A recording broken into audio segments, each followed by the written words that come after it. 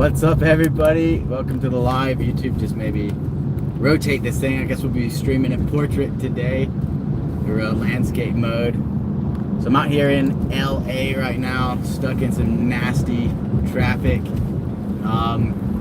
Finally finishing this leg, this road trip, and headed back to San Diego today. Man, am I beat. Anybody who's been following along on Instagram knows it's been a wild couple of days. So I'll just tell you all about this trip. The first trip, actually, which I'm still uploading vlogs for, was up to Seattle. It was for Thanksgiving. Went to Sacramento, Seattle, back down.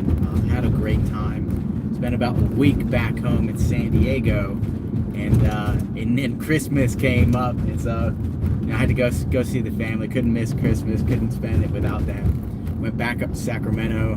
This time completely solo. And then from there, it was kind of a last-minute trip just to make the trip worth it.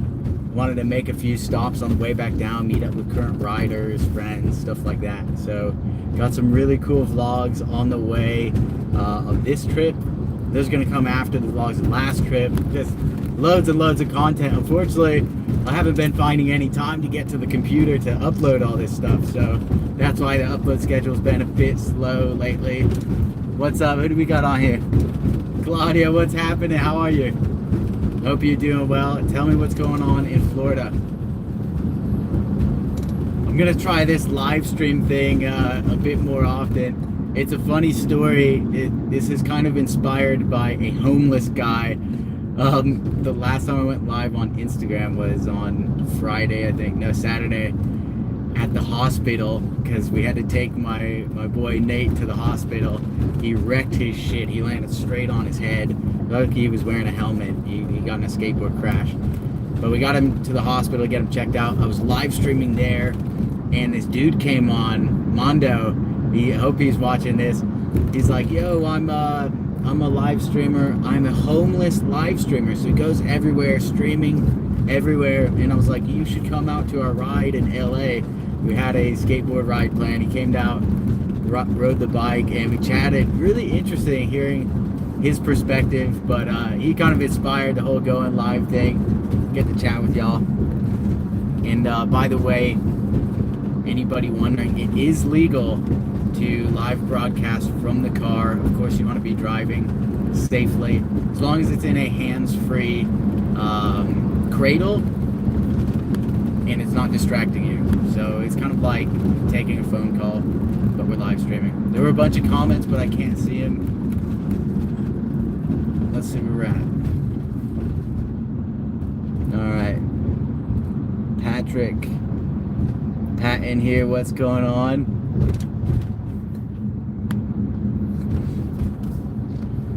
So this guy, Mondo, the homeless live streamer, is telling me about his life and stuff, and he's live streaming. He was Aaron Carter's assistant for a little bit. Pretty crazy stuff. I chatted with him yesterday, and now I'm live streaming on YouTube for the first time. So Mondo, big thanks for the inspiration. I appreciate it, and it's gonna be something to make this drive down to LA pass a little bit faster. So I'm just gonna go through this trip, give you all a preview of what you're gonna see in the upcoming vlogs. Oh man, and I'm dead right now. I don't know if y'all can see my neck. It's not swollen. I got some whiplash from my crash yesterday. Just dumb. So coming down from Sacramento, I went to San Luis Obispo, straight there, and met up with Nate. He's the inventor of a thing called Plate Scrape, which is super dope. So it's like saving water for people all around the world. Basically, when restaurants wash their dishes, they like spray them down, use all this water and time to wash them. He invented like a bucket with brushes on it, and you just take the plate, dip it in, dip it out, and it's completely clean. It's pretty dope. So I went over to see him, check out his business, maybe make a vlog with him. He's the guy who did the bathrobe vlog with me last time. I don't know if y'all have seen that or not. Just skating around in bathrobes. We were riding really crazy. So I met up with him and we got on the Rampage and the BABYMAKER. He was showing me all around San Luis Obispo. And then that's when things got a little bit fucked up. We were at his office and I was changing cameras to get the real big gun camera out, to get him some sweet footage in the office. And he takes the Rampage out and I hear him just whipping around the parking lot. He was sending it really hard, like skidding around corners and shit, just going really hard. I hear him. So I get this camera set up and I bring it out to like catch his tail end of this riding the Rampage.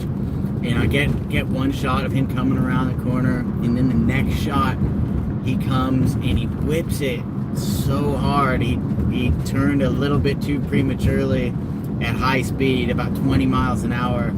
The board loses traction in the back, and there was no recovering from that, and it whipped him off. If anybody's on my Instagram, you may have seen my story yesterday. I posted his fall. I'm gonna post it here too, just for educational purposes. It was gnarly. It was bad. This dude, he was wearing a helmet. What's up, everybody? Lost connection there. I'm not sure what happened. I'm trying to resume here. Right in the middle of a story too. All right. Hopefully the internet will stay for long enough. I don't know what's up with that. I'm having internet problems in the van. So I was out filming my boy Nate on the Rampage, and he slides around this corner and the wheel comes out from under him because he just hit it too hard, and it flips him off 20 miles an hour, and he lands straight on his back and head, just whip straight into the ground. Like, that thing hit hard, and his head bounced off the ground. Luckily, he was wearing a helmet, but he was shook. It looked like when he was coming up from this hit, it looked like, I don't know if y'all have ever seen like in the cartoons when there's an earthquake and somebody tries to stand up. It looked like somebody trying to stand up during a size magnitude 10 earthquake. Or it looked like a World War II movie when somebody gets shot and they just like realize they're about to die. It was bad. You could see in his face he was not in a good place. He was all fucked up. So he came up and all shook up because he hit his head obviously so hard. Luckily, a few minutes later, everything kind of started making sense, and we actually took him to the hospital to get checked out just because it was such a killer hit.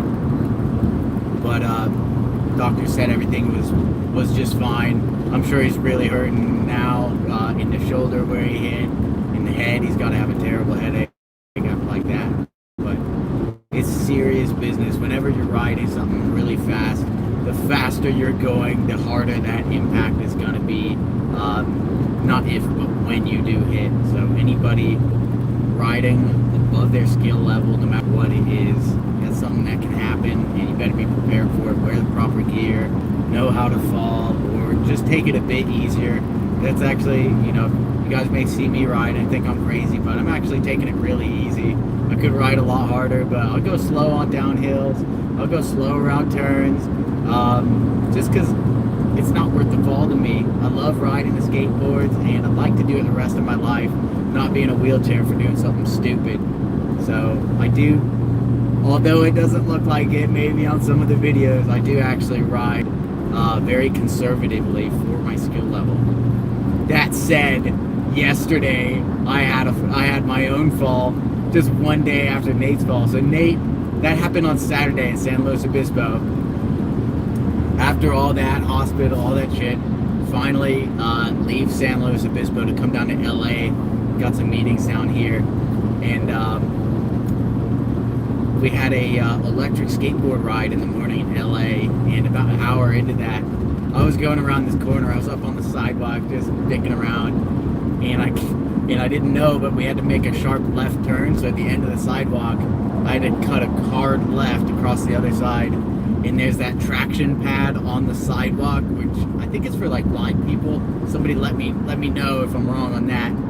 But I hit that traction pad right as I'm doing the turn, and of course it bounces the back of the board, so I'm putting turning force on it, and it just slides out on me. And I did the exact same thing as Nate did the day before. So apparently I didn't learn enough from his lesson. So I did the exact same thing, flipped off, went straight to the back and head, boom, whipped my head on the concrete.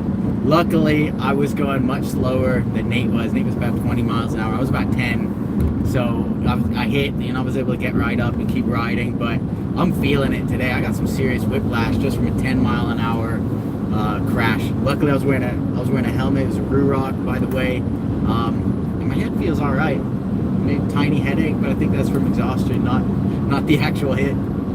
So yeah, be careful out there. That's the moral of the story. We're talking about safety. I get a lot of shit for not wearing a helmet in a lot of my videos, and most of the times when I ride, if I'm just casual, go 5-10 miles around, 5 or 10 miles an hour on the boardwalk or something like that, I don't wear it, but I'm riding way under my skill level, 1, and 2, I'm willing to accept the consequences of those actions. It's my choice, and I understand that I could crash.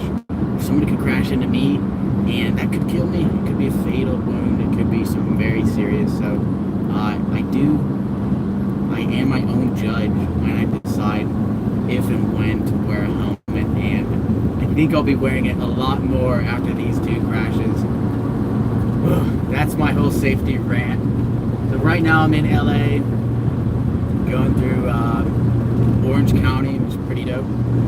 That's where I went to school. I don't know if anybody else live broadcasts, but it's weird just having a stream of consciousness for two hours. I think this drive is gonna be. Hope y'all start leaving some comments. Oh, there they are. Video chat when you're done. I'll be waiting. Claudia, I'll get you. I'll video chat you. Yo, dude, Patrick Dugan, what's going on? Yeah, so again, this is my first live broadcast on YouTube. I actually used to do this in China quite a bit. And it's pretty funny in China, like, it was hot in China when I was back there a couple years ago. I'm trying to adjust the angle here, I think that's alright. So in China, there's all these platforms where you live broadcast. Yo, Dominic from Detroit, what's happening? How you doing? Dominic, what are you doing in Detroit? Talk with me. Oh, can you go live with other people? That's why I like Instagram Live, because you can pull people in. I wonder if you can do that on YouTube. Let me know if you can do that, because I'd really like to get this a bit more dynamic and talk to people. I'm not a big talker. I don't like talking about myself. I want to talk to you guys. I want to learn who my fans and friends are around the world. Alright, how do you pull people into this thing? I wonder if you can do that on YouTube. I don't know. We'll have to figure it out when we're not driving. Oh man. So I went to school down here in Irvine, California. That's in the UC Irvine it was.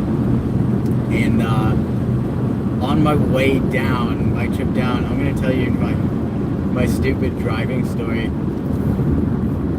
It's about my most memorable experience peeing in a bottle. So I was driving down to Irvine where I went to school. It's about an 8-hour drive, and I'm trying to do it like just to challenge myself in 1 tank of gas in a Honda Accord. So the whole time I'm like tailing semis just to slipstream them and get a little bit better gas mileage. And it's kind of dumb. I'm trying to do it with no stops either, no gas station, no rest. I'm watching movies the whole time in the passenger seat, probably driving like a dick. And get like 6 hours in, and I really gotta pee. And I think I had already filled up 2 Gatorade bottles worth of pee, and those were all the bottles I had. So I needed to pee again, and I wasn't gonna stop. So of course, what do? You dump out the bottle of pee to make some room for it. Sorry if this is disgusting. I just thought it was funny. It makes me laugh, and I hope it makes you laugh too. So I take a bottle of a Gatorade bottle full of pee, and I'm on the freeway, and I open the door, open it up to pour it out, like as I'm going. And I pour it out, and I'm going so fast because I'm on the freeway, it's like 60, 70 miles an hour, that it just sprays, all of it sprays back on me. It's like instant karma. Pee, my own pee, everywhere, all inside the car, all over my face, all over my clothes. just disgusting. That was to save 2 minutes of time. So, lesson learned, and you guys out there too, if you're gonna pee in a bottle, don't dump it out at high speed. That was bad. Have you guys ever peed in a bottle? Let me know in the comments below. Alright, let's check them comments. Dominique, nothing much. Had a pretty good day, just chilling with the fam. Getting ready for the new year. Oh yeah! The New Year's is coming up. Hell yeah. I'm excited to hear, like, do y'all set goals or New Year's resolutions? I'm wondering what yours are. I'm still working on mine for the new year. It's actually on my to-do list. My top priority, my goal with the top priority right now is to set my goals for Q1 of 2020. And I've got a few in mind, but I haven't sat down and really put the time into putting my goals together. What I can say is that goals are so important, so important. Without goals, you know, you're just running around blind. You don't know why you're doing half the shit you're doing, and there's no way you're gonna get what you want out of life without setting a serious goal and going out and hitting it every day or as much as you can. So a few of my goals coming up.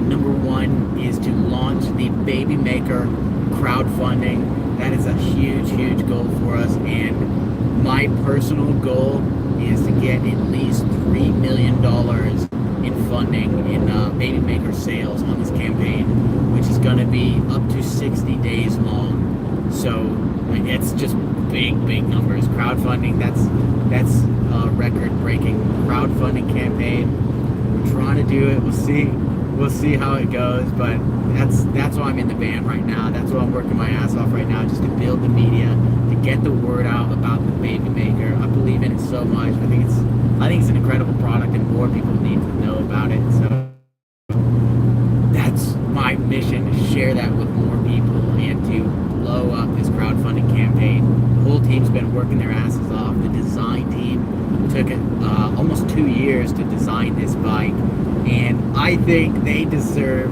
to see it be extremely successful. So that's going to come down to our team here to just promote the hell out of it. That's one goal. Another goal for me is kind of a personal goal.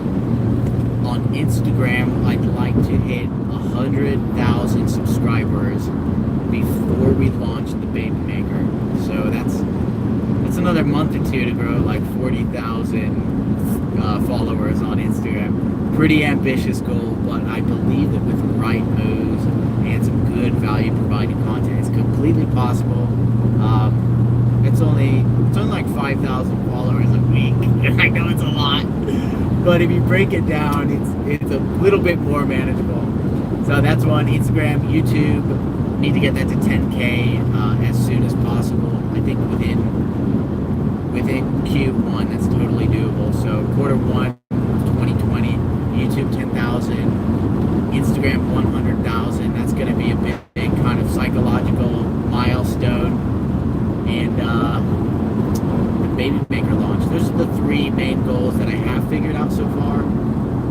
Apart from that, I still gotta work them out. I still gotta launch my podcast, which is gonna be really exciting. It's gonna be a video-based podcast. So you guys let me know, leave me some comments if you have any ideas on the upcoming podcast. What I'd like to do is meet with top creators, top business people that are just excel at their craft with their business or have been very successful in the past. I want to meet them. I'm doing that now, but I want to share the lessons learned from them with you guys, because I know so many of you have that hustle, that entrepreneurial spirit. Maybe that's why a lot of you are following me, just to great minds think alike. Everybody wants to build their own empire. So I want to meet with the people who have built the biggest and the best, the coolest empires, the people who have figured out something that I have not figured out in life, and I want to share them with you guys. And I think it's going to greatly help not only me on my entrepreneurial journey, but you as well, being able to meet those mentors, meet those people, and learn from their mistakes, learn from their successes as well.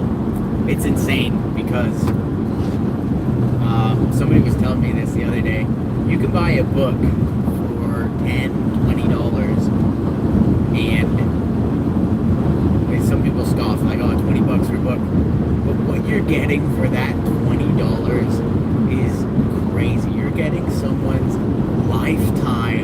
of experience, lifetime of lessons learned, and advice and wisdom that's going to save you so much trouble if you actually learn from this book for $20. That's like I take all my business knowledge and I melt it down. I spent 2 years of my life writing that and I sell a book for $20.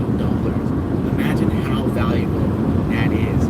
As a business owner or an entrepreneur, you really have to look at the return on your investment. Not, what does this cost? It costs money. It must be bad.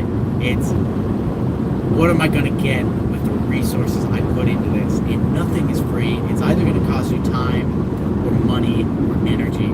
So reading costs a little bit of both. It costs a little bit of money and a little bit of energy. What you can get from that, the lessons learned, the strategies, the ideas, are going to be so profitable for you. It's insane the value I've gotten from just one book. Let's say the 4-Hour Work Week, for example. That's an amazing book. That's really kind of a gateway drug to the whole online entrepreneurial community. That's a great book. Some other books I like, Contagious, Purple Cow. Those are about how to stand out in a very, very noisy world on social media, etc. Gary Vaynerchuk's book, Jab, Jab, Jab, Right Hook. Oh my God. $10 book worth thousands and thousands in terms of value if you apply those to your social media, to your efforts on the online world. Let's take a look at the comments real quick.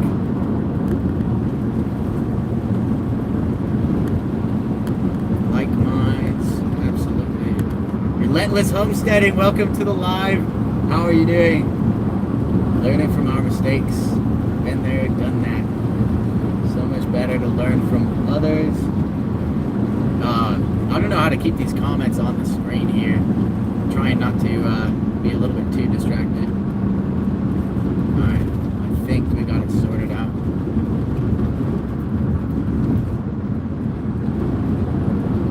Sounds like a good series. These comments keep disappearing, sorry guys. Read Think and Grow Rich. Think and Grow Rich is a great, great book.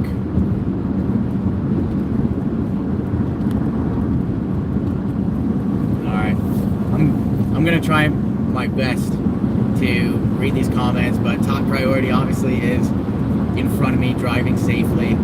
Traffic's not so bad. I'm going about 60 right now through LA, and it's 3:30 p.m. here. I'm just so exhausted there. Think and Grow Rich is an amazing book. Absolutely. So my father actually gave me that book when I was a youngster, back 9-10 years old, and I think I was a little bit too stupid to understand it at the time, or it doesn't become relevant until you take something seriously or really focus on it. And that's something that I struggled with in school, is going to high school, going to college. You'll get these teachers, and I know a lot of you are at school too. We got college students, high school students, even junior high.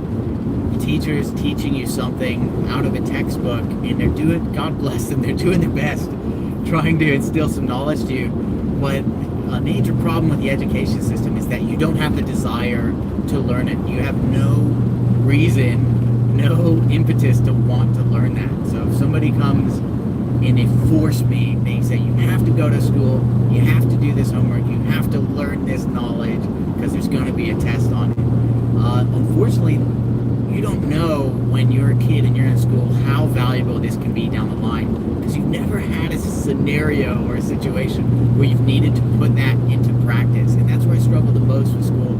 People are forcing all these facts and stuff down your throat, and you don't care. It makes no difference to your life apart from just forgetting the grade. It wasn't until I left school. I'm a college dropout, for everybody that wants to know, and I'm not suggesting you do that, but it wasn't until I got out of college and started my first business that I actually started my education. And the reason for that is I knew nothing about what to do. School didn't teach me how to run a business, how to hire people, how to get design done, how to negotiate contracts, any of that. Business school maybe would have covered until I needed it to survive, to bring in paychecks, to make my business work. Now it's like, okay, well, how do I start a company? How do I make a YouTube video? How do I edit a video? And I'll go out and shoot the video, and then I'll look on YouTube how to edit a video, how to use Adobe Premiere.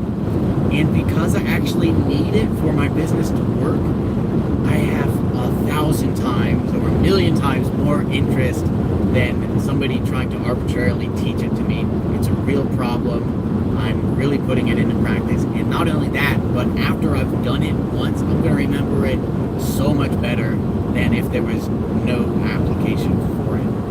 And so I may be a college dropout, but I believe my education extends so much further beyond that, because I've been blessed with the opportunity to challenge myself in many ways. I don't have that traditional education like a lot of folks have, but I've been challenged in many, many ways, and I've had to learn those lessons as they come. I learned a lot in the School of Hard Knocks, and I really recommend that. I don't recommend dropping out of school for everybody, but I do recommend finding some projects, finding your passion, and working on that. Put your heart into it, and you're going to learn so much, and you're going to remember it and become an expert in your field. Woo! That's my rant. Let's go through the comments.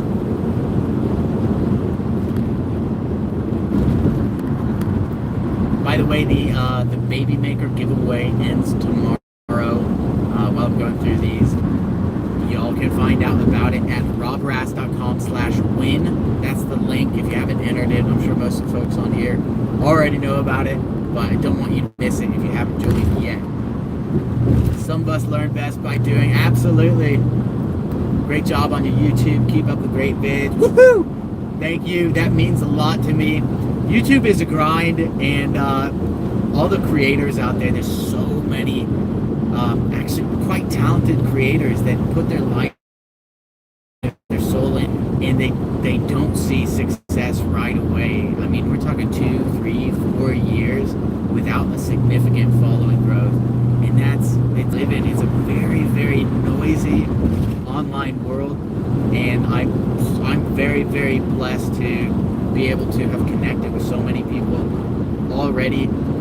It means the world to me that you guys are following along. Even the guys just on here for the live to join me for the drive back to San Diego. That means so much to me. Even just one person watching, that means the world to me. Thank you for being here. Thank you for your support. Thank you for joining for this wild, wild ride. And please keep letting me know what content you want to see more of. How can I better serve you? How can we deliver content that makes you laugh, makes you cry, and entertains you, or maybe teaches you? Let me know. I'm gonna go through these comments. You've sure been doing that for sure. Absolutely. Thank you, RH. You as well. Let's vlog together on January 1st at Surf City Splash. Where is Surf City Splash? Surf City Splash. Let's see that comment. Who's that from? Bucket List Coach web show. I'm gonna have to check that out. Where is Surf City Splash? Is that in San Diego? Anybody who wants to vlog together or create videos together, I'm always game. This is my passion, my life. I love just entertaining stupid stuff for videos. You'll see the variety on my channel is pretty extreme, because I've got a lot of hobbies, and a lot of the videos I make are to entertain myself, and I'm lucky that there are a lot of people out there with a similar sense of humor. So the guys who do get it and watch the videos and laugh along with me, really appreciate that. I met I think it's an 17 or 18-year-old kid the other day. He interviewed me for his YouTube. He's interviewing 100 top, 100 entrepreneurs, and putting all their answers together. Like, do you work out? Do you take cold showers? Things like that. Great hustle for a 19-year-old. I'm so jealous of the millennials now. The guys who were born after the 2000s. If you're like 18 right now, what a time to be alive. What a time to have just an open world here. It's just insane. If anybody's in that age range where you haven't committed to a full, and take a step back and think about your passions, what you want to do, and how can you leverage the vast amount of social tools you have available to you to achieve those goals and really knock it out. There's 18-year-olds just absolutely killing it on Instagram, YouTube, and I'm really impressed by that. A lot of talented people out there. So everybody wants to get older when they're young. Everybody wants to get younger when they're old. Just embrace where you're at. Anyways, I was in the middle of a story and I sidetracked myself.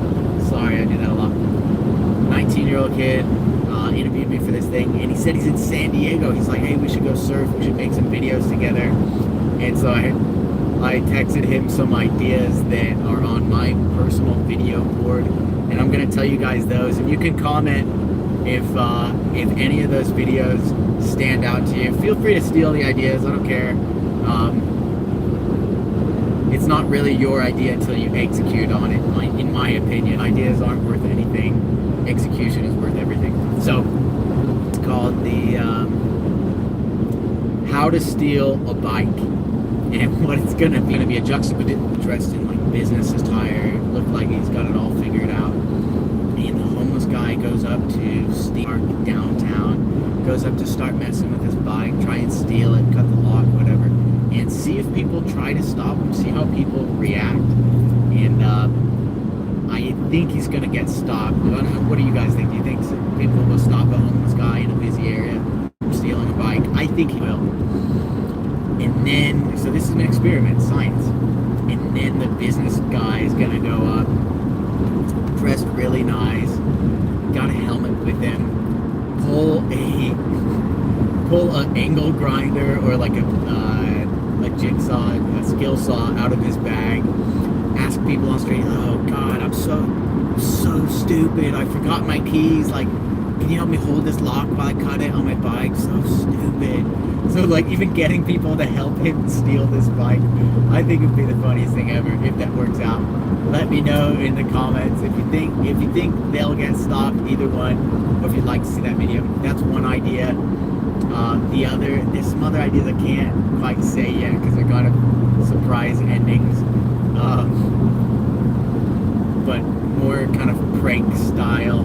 Apart from that, throwing a map up on the wall and we throw darts at it. Wherever the dart lands, we're going to ride the BABYMAKER where the rampage is there and just discover, explore, show you guys that. I don't know if you'd like to see that as a live broadcast or like a produced vlog video. Let me know in the comments and I'm going to check out where we are on those. I don't know why they disappear from the screen all the time. It's pretty annoying. Alright. Let's vlog together on January 1st. Huntington Beach. Hundreds of us running in the Pacific Ocean. No way. January 1st. Totally would love you to come to SD and interview you. I'm in SD, bro. Okay, so you're in Huntington Beach. I'm in SD. Yeah, absolutely. If you can make it down to San Diego, we can link up, vlog, maybe do an interview, or Huntington Beach as well. I'm down for any interview. Anybody that wants to interview me. That's my rule right now. I don't care what channel it is, how small or big. I'm doing it just to build experience. It's kind of like a designer or a video is start doing free work. Go find some companies or some people and say, hey, do it for free. Go impress them with your work and make it so good or so painful, basically. If they don't hire you, it has to be so painful that the natural step, the only logical conclusion is to hire you and pay you a lot of money. Does that make sense? So right now I'm doing that with my content, with my interviews. I'm doing a lot of stuff for free. I'm making a load of videos, and the reason is I'm building up to some big stuff that I'm really excited about. But I just want to get the word out about what we're doing. I've got a big message to share with the world, and I'll take any free interviews, things like that. build up on that. It's kind of like supply and demand. You build the demand, and in the future, if you're doing free work, you build up that demand. You won't have to do free work anymore. It's investing in yourself. So that's another thing I've been thinking a lot about lately is investing. And you'll hear a lot of mixed opinions on this. I've got a very unique opinion on investing. You could invest it in other businesses. You could invest it in the stock market. You could put it in the bank if you want to get like 0.05% interest. I think the best investment for me, social equity. Thank you, RH. Social equity, social capital, absolutely. So valuable. I think the best investment for me is in myself. And I think it's going to be the same for just about every one of you. Rather than putting your money in some other business or into stocks that are some other business, controlled by someone else who does definitely not have the same interests as you, I'm going to put that money into me. I'm going to put it into my education. I'm going to put it into building social capital, getting my message out to the world, building products. And the reason I'm choosing myself is because I have control over it. I don't have control over, say, I invest in Apple or Uber or whatever scandal or flawed product they have. If they fail, it's somebody else's fault. It's going to hurt. But if I invest in myself and I fail, at least I gave it a shot and I'll learn from it. And it may be an expensive lesson, but I'm going to remember that. You bet yourself. But also, I've got the passion. I know I've got the passion better than anybody else for what I'm doing. And investing in that, there's just no better investment you can make. So, have you guys ever had that same feeling like, what do I do with the money I'm earning? How do I better myself? Do you invest in something and wait for that to grow? Do you put it in property? Or do you put it into yourself? That's what I'm betting on. I'm taking everything and putting it into myself. Betting everything on myself because I want to get that message out to more people around the world. I want to connect with more of you and it's share a lot of really cool things. Let's check out the comments. Invest in yourself.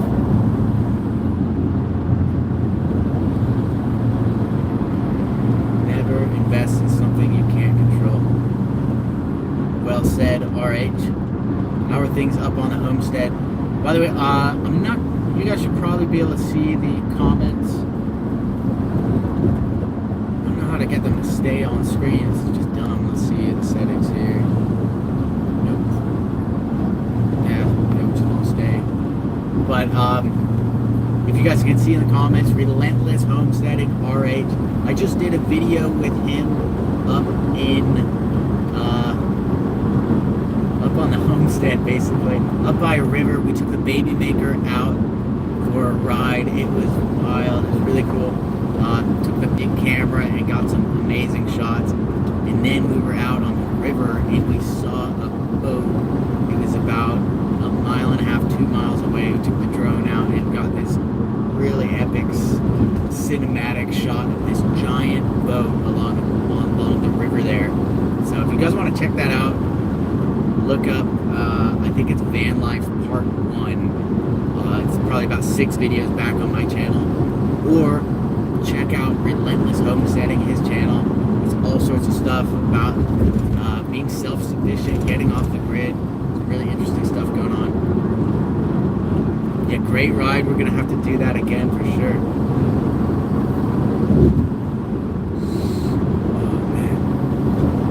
Got a pretty sore neck right now. It's basically not, I don't think I ever have a time where I'm not recovering from some sort of injury. And all the folks out there that do sports or hard work on stuff or quite active probably have the same thing. The latest injury is a back injury. Following Relentless Homesteading, awesome. Bucket List Coach Web Show. Thanks for sharing that love around. Appreciate that. So about 3 weeks ago. I'll give you a backstory. So 2 years ago, I just came back to the United States from China. If y'all don't know, I lived in China for about 10 years. That's why I've got a bit of a weird accent. I think I've got part Chinese and part all weird stuff accent going on. Back from China 2 years ago, and I hadn't been lifting for like 6 months. And I go and with my brother, we'd go to the gym. And at the time, he weighed 60 pounds more than me, and he was just a machine in the gym. We go there, and I'm thinking, if he's putting up that weight, I can put up that weight. I'm gonna do it too. So he's doing box squats, and I go for it, and just matching his weight, put on more weight, let's go. And we get to like, it's just a ridiculous amount of weight, considering I hadn't been lifting for so long. So I go, it's like 350 pounds or something like that, or 315 maybe, squatting, and you have to sit on a box and then squat it back up. So it's called the box squat. So I do that, 1 rep out, 2nd rep, I go back up, and my back just folded over on itself. It was awful. It was so bad. And I just had to lay down right after that. I was so worried I broke something. And I was in bed. Pretty much non-stop after that for a couple of weeks. And it was a tough one to recover from. I went to the chiropractors to see if anything was broken. Probably should have got an MRI, because it would have discovered what I know now is probably a herniated or a bulged disc. Anyways, I recovered from that injury pretty much. The pain subsided, but my mobility was never the same. I couldn't bend over. It would be kind of painful. My hips would hurt a lot during surfing, and I never connected the dots until recently. About 3 weeks ago, I was on that big van trip, and my back pain started coming back and feeling just like it had when I did that injury. Not as intense, but the same exact pain. And it was feeling pretty bad. And then I did the indoor surfing. I had that lined up, and I'm not going to bail on indoor surfing. It sounded like an amazing experience. So I went to that anyways, and the very first thing this guy has me do, and I can't bend over, it's so painful to bend over, is bend over to push yourself in. That's like how you start off. That's how you get it. The first thing, I bend over, and immediately, it hurts so bad. So I do about 2 hours of just getting pummeled by these water machines, trying to indoor surfing. You guys saw the videos, and I was in pain. I was having fun, but I was in a lot of pain. After that, I could not walk for like 2 days. I was just barely hobbling around, using Claudia as a crutch, using everything in the van I could to support my weight, couldn't bend my back. I was just stuck in bed for like 2 days, and slowly that pain subsided a little bit, still quite painful, until I saw a friend who is a spine expert, and I told this person about the pain and everything I've been having, and they're like, oh, well, you have a blown disc. That's exactly what it is. I see it every day. And I'm like, great. So I looked up blown disc, and sure enough, it's the exact symptoms of what I've got. Did a bit more research on it on the way up in this van trip. Looked up all sorts of YouTube videos. Thank you, by the way, YouTube, for being such a great search engine. And there's these physical therapy guys. I think it's Pat and Bill or something. And they just do tons of physical therapy. And they say, okay, these are the exercises to work on a blown disc. The alternative to that is getting surgery, by the way, which is like a $20,000 to $50,000 surgery for a herniated disc. What they do is they go in and they cut out the material that's come out of your disc, and the reason it's so painful is part of your disc comes out from your spine, and it presses against the nerves in your spinal column, like all the nerves basically from your spine and below. So for your legs, your hips, everything, and it causes pain in your hips, in your legs. So that explains the lack of mobility and the hip pain from surfing. Anyways, they suggested some exercises. One in particular is press up. So you're laying on your stomach and you press yourself up and arch your back backwards, and and that's supposed to create room for the disc to go back into its original space and kind of retract rather than being pressed up against your nerve and just killing you. Retract back to where it's supposed to be. So I'm like, okay, that sounds pretty nice. I would definitely like to recover. So I started doing those about a week ago, and I feel great after like 2 days of that. Like I still know something's going on back there, but I can walk around without pain. I'm feeling better. I feel like I'm recovering. So I've been doing that a lot. I'll go to the spa, hit the sauna, and then do that. The other thing is hanging. So just hanging for like 1 minute and letting your body weight just pull on your spine. And it's supposed to create room for that disc to come back in. So alternate. If anybody has the same injury, I know I'm rambling about it, but if you have this or your buddies, this is so helpful. Hanging for 1 minute, I'll do that, and then I'll do 5 sets of press-ups. Well, 5 reps of press-ups, hold it for like 20 seconds, and then I'll hang another minute, and I'll do 5 cycles of that. Hit the spa, hit the sauna, and I feel great. I feel really good. Yesterday, I told you guys I had that skateboard crash. I landed straight on my back and neck, and all during this whole back injury recovery thing. So definitely not the best thing for it. The first thing I did after that crash is I went straight to the gym, hit the sauna, did my stretches, my hangs, and I just did full cycles of that. And my back doesn't hurt today. After a crash like that, my neck feels it. I got some serious whiplash, but my back's fine. So I'm gonna keep that up for the next couple months. I'm gonna take it super easy in the gym, not load my back at all, and come back stronger every time. It's so important, guys, especially for the youngsters out there. Your health is so important. Don't learn it by being stupid like me. Learn from other people's mistakes. Learn from mine. Let's check out the comments.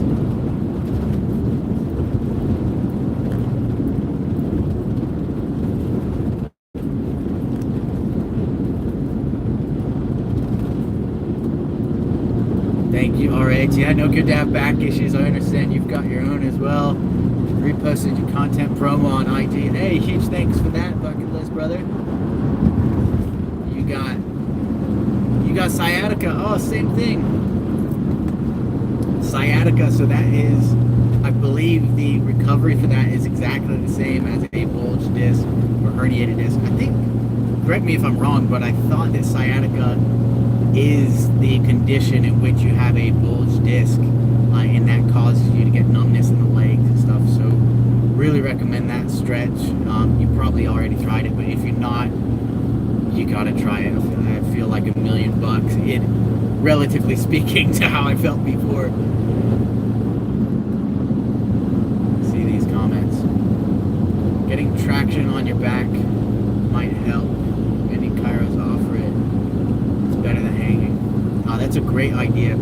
They did recommend that in the videos. It's tough, obviously tough to do on your own, but they recommended a traction device where you strap one side under your rib cage and the other side above your hips, and then you pump it up, and it's pneumatic, and it pulls your back slowly. You set a PSI, and it just pulls the back slowly. I would love to do that. I think the devices are like $300-400, so I was actually gonna buy one if I didn't feel better. And I'm feeling pretty good. I don't know if I'll need one. Definitely gonna see the chiropractor though soon. San Diego. Surfing on the bucket list, awesome.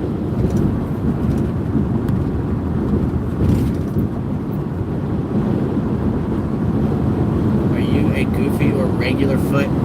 That's the funny thing for skateboarding. I'm goofy. Skating, I'm goofy. I can ride both, but surfing, I'm regular, and I can't ride both very well.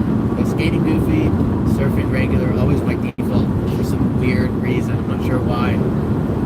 I like to kind of challenge myself. So like learning how to skate and longboard, whichever side I'm better at, I will purposely not skate that way just to train the other side. And I know there's some, brain things going on there, so not everybody will be able to do it, or will maybe not ever be as good as the other way, but it's good to have that flexibility, especially since I do so much filming from a skateboard. Whenever we go out with the bikes, when you see those cool bike shots, I'm always on the skateboard holding the big camera, and it's great to be able to flip around on the skateboard and get it from either side. That's good. Surfing, I want to try that too as well. I can jump around, but can't surf goofy very well yet. For the folks that don't know, by the way, goofy refers to skating with your right foot forward, and regular is left foot forward. For the folks who have not learned yet but are looking to learn, I really recommend goofy for skating, and there's a reason for that. I don't know if you guys can guess why I recommend goofy. I've said it in my videos before. The reason I recommend goofy, especially for electric skateboarding, in the United States, there's a clue, and other cities or countries with right-hand drive, is if you're skating goofy, your body and your face is towards traffic, and you'll be able to see all the cars coming up on your side, so it's a lot safer than having your back turned to traffic. You don't want to have your back turned and try and look over your shoulders at cars. If somebody's coming for me at 40 miles an hour, I want to see it coming and have a chance of getting out of the way. So goofy is definitely the way to go. If you can pick which way you're going to skate in a right-hand drive country like the United States.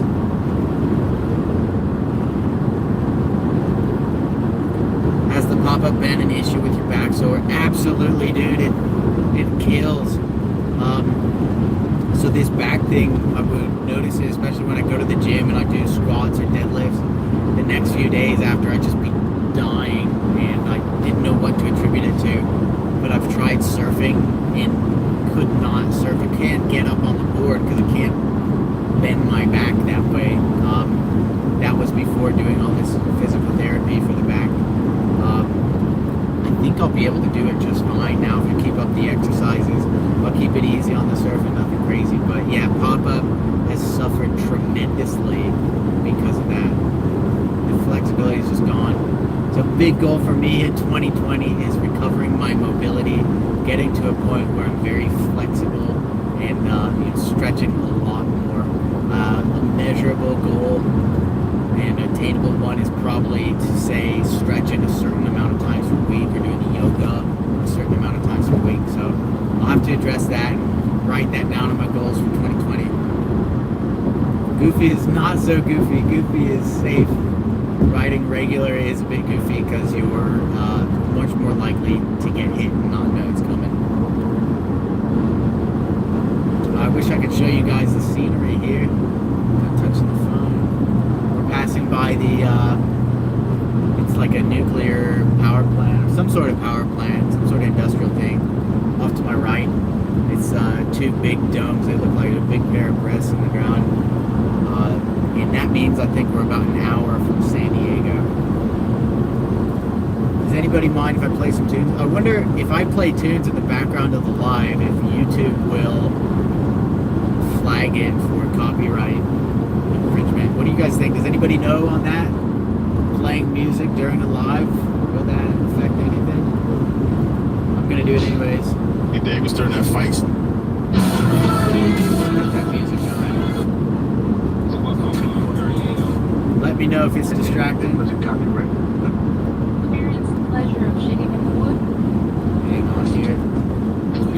Try to check what's on with the back. Boy, everyone, I'm gonna.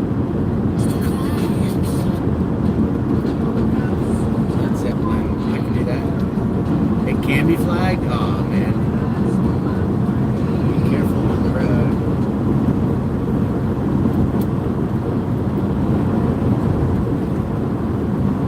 Thanks, RH. Always careful. Oh, I need some water. Sometimes you get lucky. So bucket list is live streaming. Alright. Oh, finally. See the ocean there. Alright, I gotta try and turn this camera for y'all. After we pass the way station.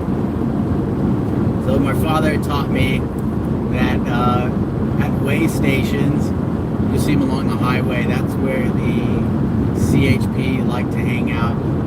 So always got to be on your best behavior. Driving the speed limit. We're on the way stations. Have I surfed San O? San Onofre, I have not surfed. Where is that? I've not surfed it. Sounds cool though.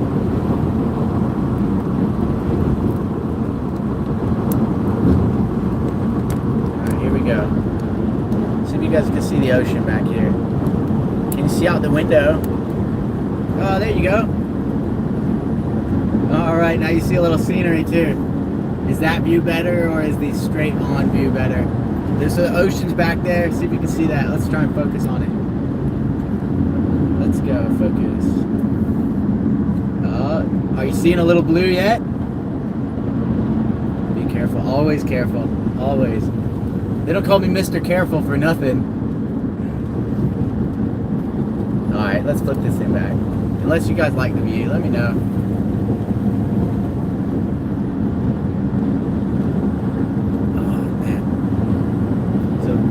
So back on the subject of video ideas, I was just at a meeting and it was with a bike shop, and the guy, I was filming part of the meeting with, this is kind of my go-to rig, especially when skating, because it's so portable. You got the GoPro here.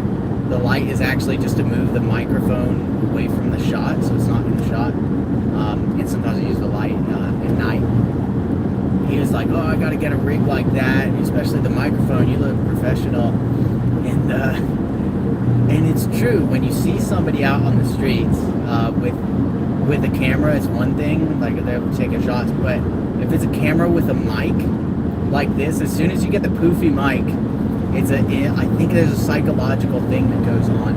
And I notice when I have a normal camera or a phone versus having a camera with the poofy mic on it, with the dead cat on it, people treat you differently. They'll take you a lot more seriously, and they'll be a lot more accommodating. This is the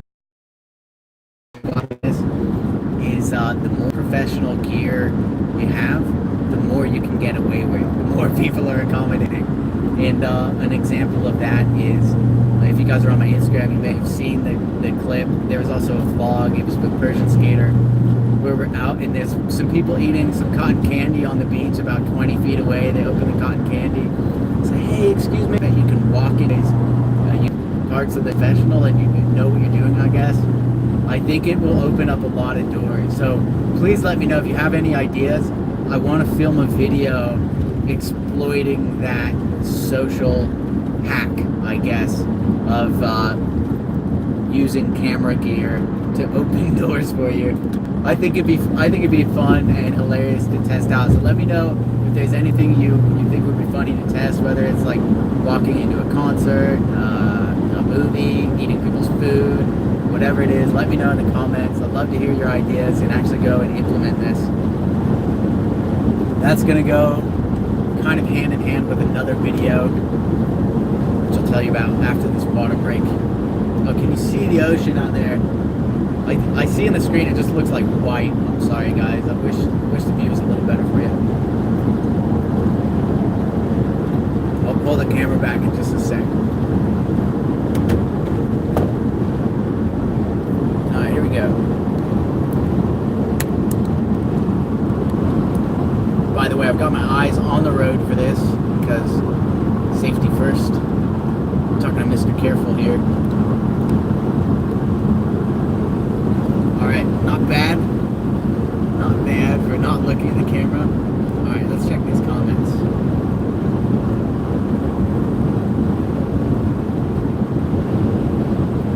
Oh, I just passed San Onofre. Need a new cam. Is that the one with a link on your page? Yes, in the description of all my videos, the camera, that's the Sony A7 III, that's the one I'm using. There's a link on the page, I think it says camera, not GoPro. This is the GoPro. This is a good run and gun one. I do 50% of the shooting on here. The casual vlogs are all with this camera, and the reason is, like, I'll fall on it, I'll drop it, I'll break it, I don't care. and it's also super stable. It's got hyper smooth stabilization. So when you're skating or biking around, you need stabilization, or else it's going to be, oh man, it hurts. It's going to be all over the place.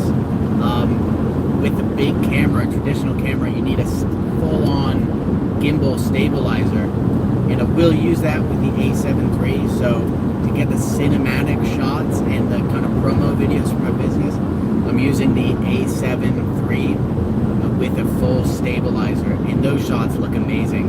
The video I did with Relentless Homesteading, oh, everybody stop in front of me. The video I did with Relentless Homesteading up by the river, if you look at those shots there, oh, really good. Go check out that video. Versus my casual vlogs, you'll see kind of that fisheye effect. The quality is nowhere near how it is with the Sony A7 III, but I'm able to get a lot more content with this because I don't have to set up a gimbal. I don't have to worry about crashing it at 25 miles an hour. If I do crash it, it's probably going to be fine, and if it breaks, like, this is $400 compared to $2,000 plus a stabilizer for that. Thanks for joining, RH. Really appreciate having you on the live. Appreciate you tuning in and accompanying me for the ride down. I appreciate that. Take care. We'll see you in the next video. Buffering zone. Oh, is my live spazzing out? I hope not. I'm gonna take another sip of water here. I'm pretty bummed about YouTube Live. The reason is, on Instagram Live, people can request to be in the live with you. They can request to join your call, and I love that format, being able to meet people and talk to them direct, one-on-one. With YouTube, it's I'm not a good texter. Let me put it that way. I hate texting. The reason is, it's a complete waste of life, because there's so many more efficient ways of communication. If I could have my choice, all communication would be face-to-face. Since I don't, though, I'll do my best to be as close to face-to-face as possible, because I don't know if you guys have heard this. I've heard varying statistics on it, but I truly believe that only like 7 to 10% of communication is the words that are communicated. So when you text, you're only getting 10% of the actual meaning out. The rest of it is in your body language, your intonation. I'm gonna have to find some good examples of things you could say for that, but like, for example, I'll just say I'm hungry. You could say that so many times. I'm hungry. Yeah, I'm hungry. I'm hungry. I'm hungry. All of those communicate very, very different things. They're the same words said in 4 different ways. Or like, how about this? I'm hungry.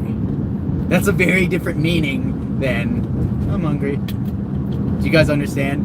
So I've just communicated so much more with the intonation and the body language, and you miss that. You don't get that on texting. That's one major reason. The other reason is just it's a complete drag of time. Tapping out with your thumbs, trying to tap that. So anybody who's DM'd me on Instagram or even texted me, I'm always responding with a voice message. If it was easier to leave a video message, I would do that. That would be my priority.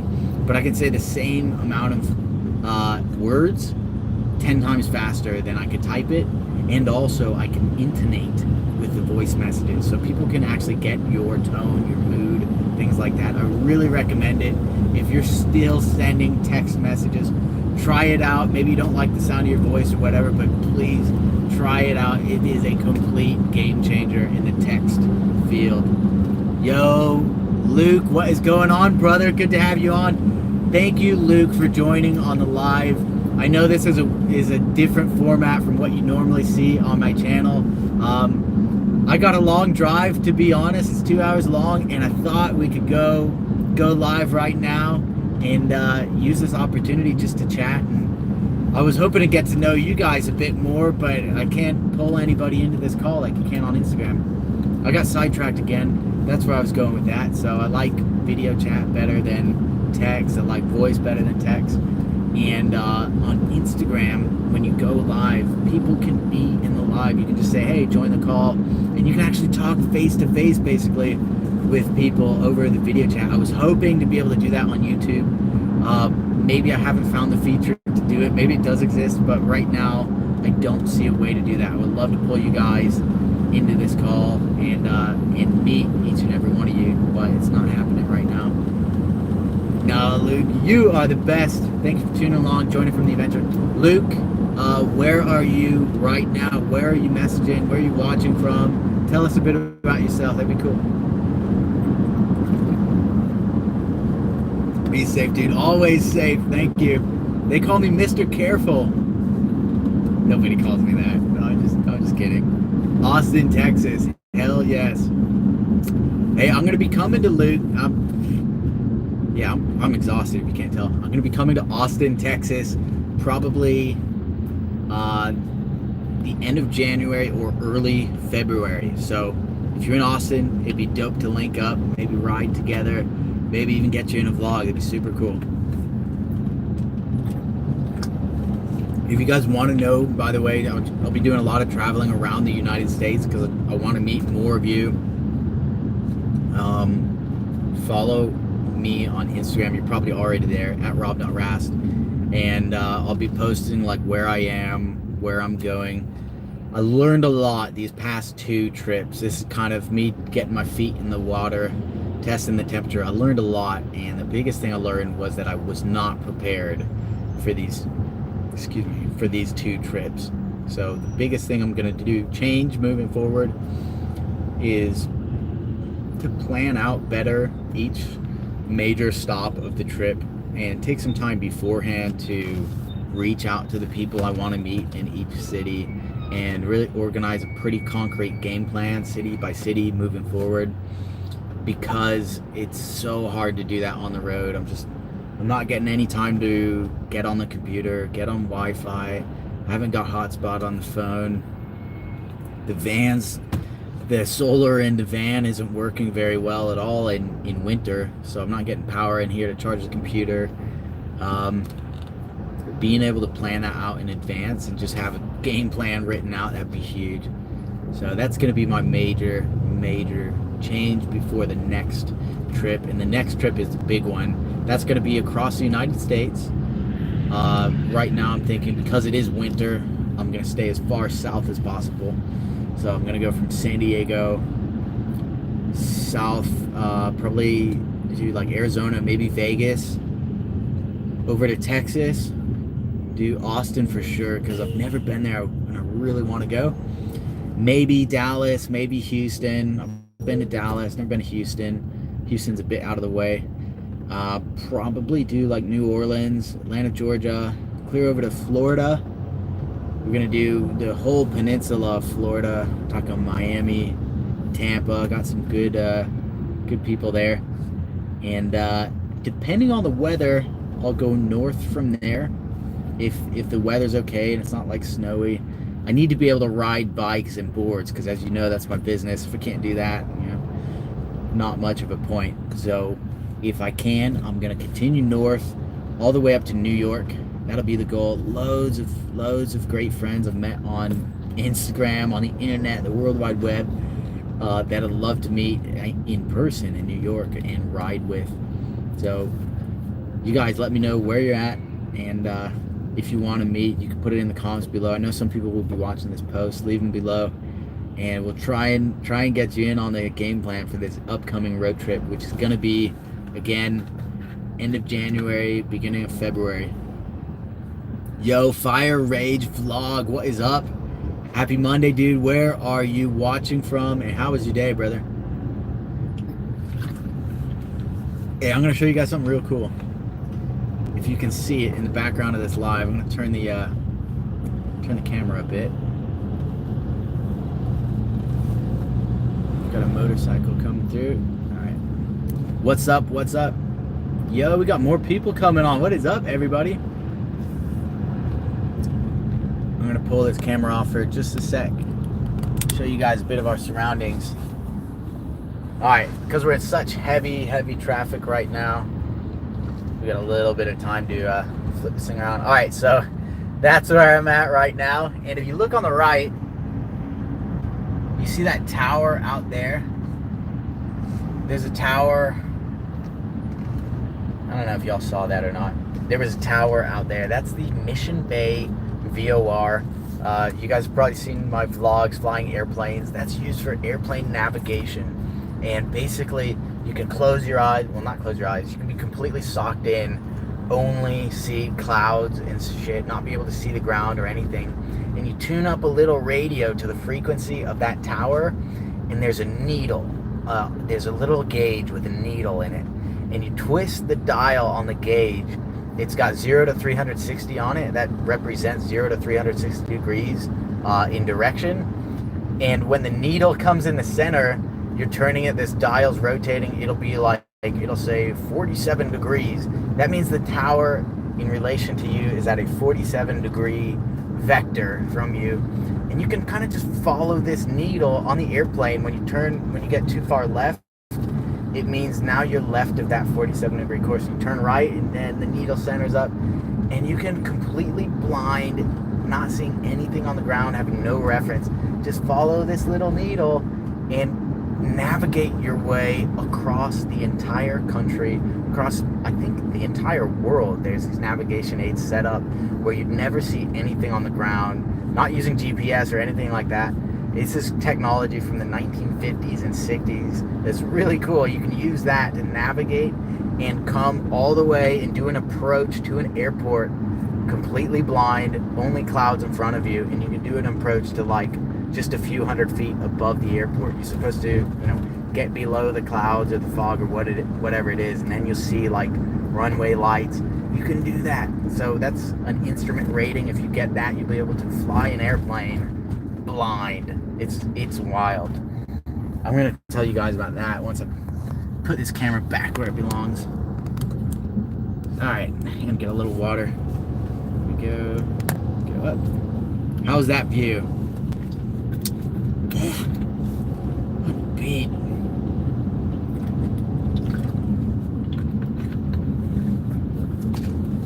So one of my first real instrument approaches, I was flying in San Diego. An instrument approach, by the way, is when you're flying an airplane, and I just fly small, private, single engine airplanes. You're flying an airplane and you do an instrument approach when you can't see, when you're in bad weather and you cannot literally see anything on the ground or the airport. You need to use your instruments to navigate to the airport, and it's very challenging, especially when you're first learning it.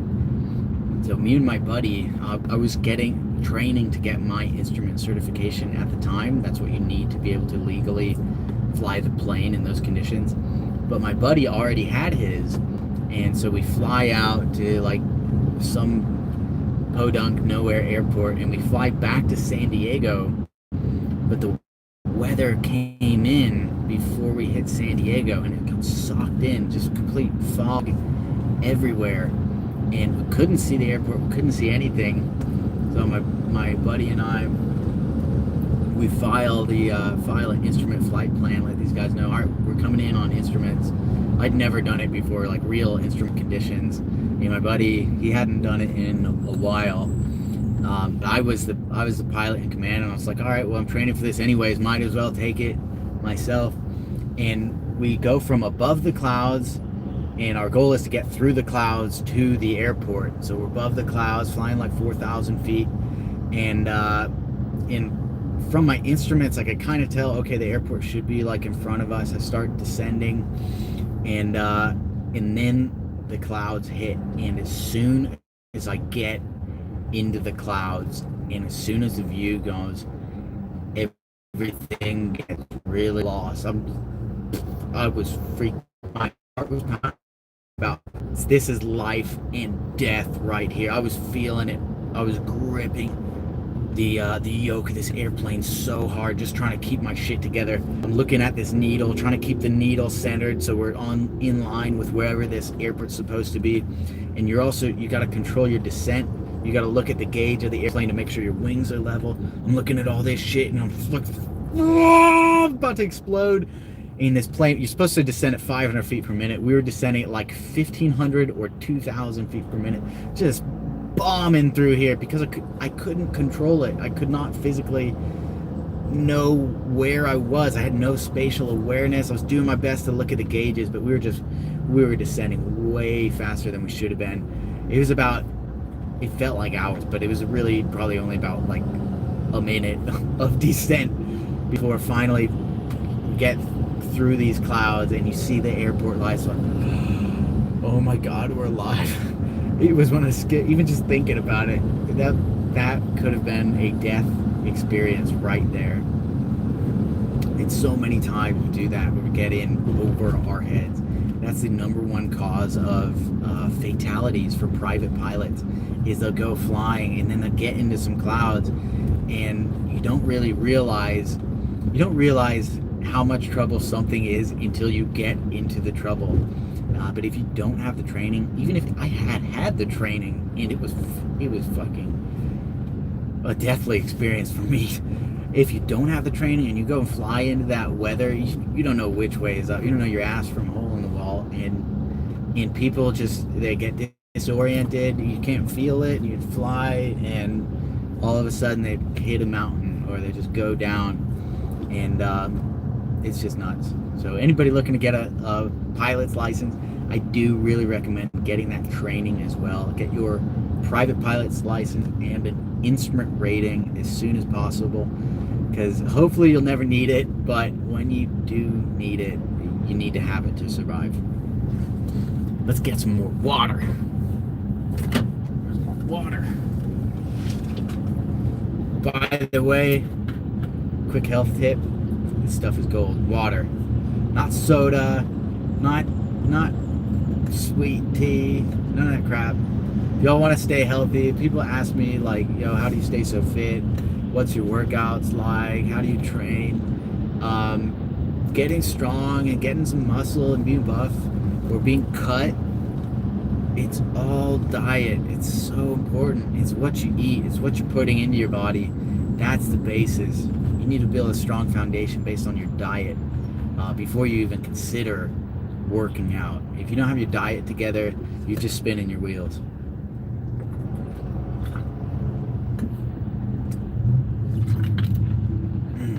Excuse me. So I'm going to tell you guys, speaking of diet, a little story about my second business. Yo, Macy J, what is going on, dude? Thank you so much. I'm glad. Oh shit, I missed the comments too earlier. Sorry, guys. Macy J, what's going on? I'm glad you love the content. Let me know what type of content you're liking. Is it the Vanlife vlogs, or in particular anything about those videos that you like to see more of? Let me know. This channel is for you guys. Let me know what you like to see.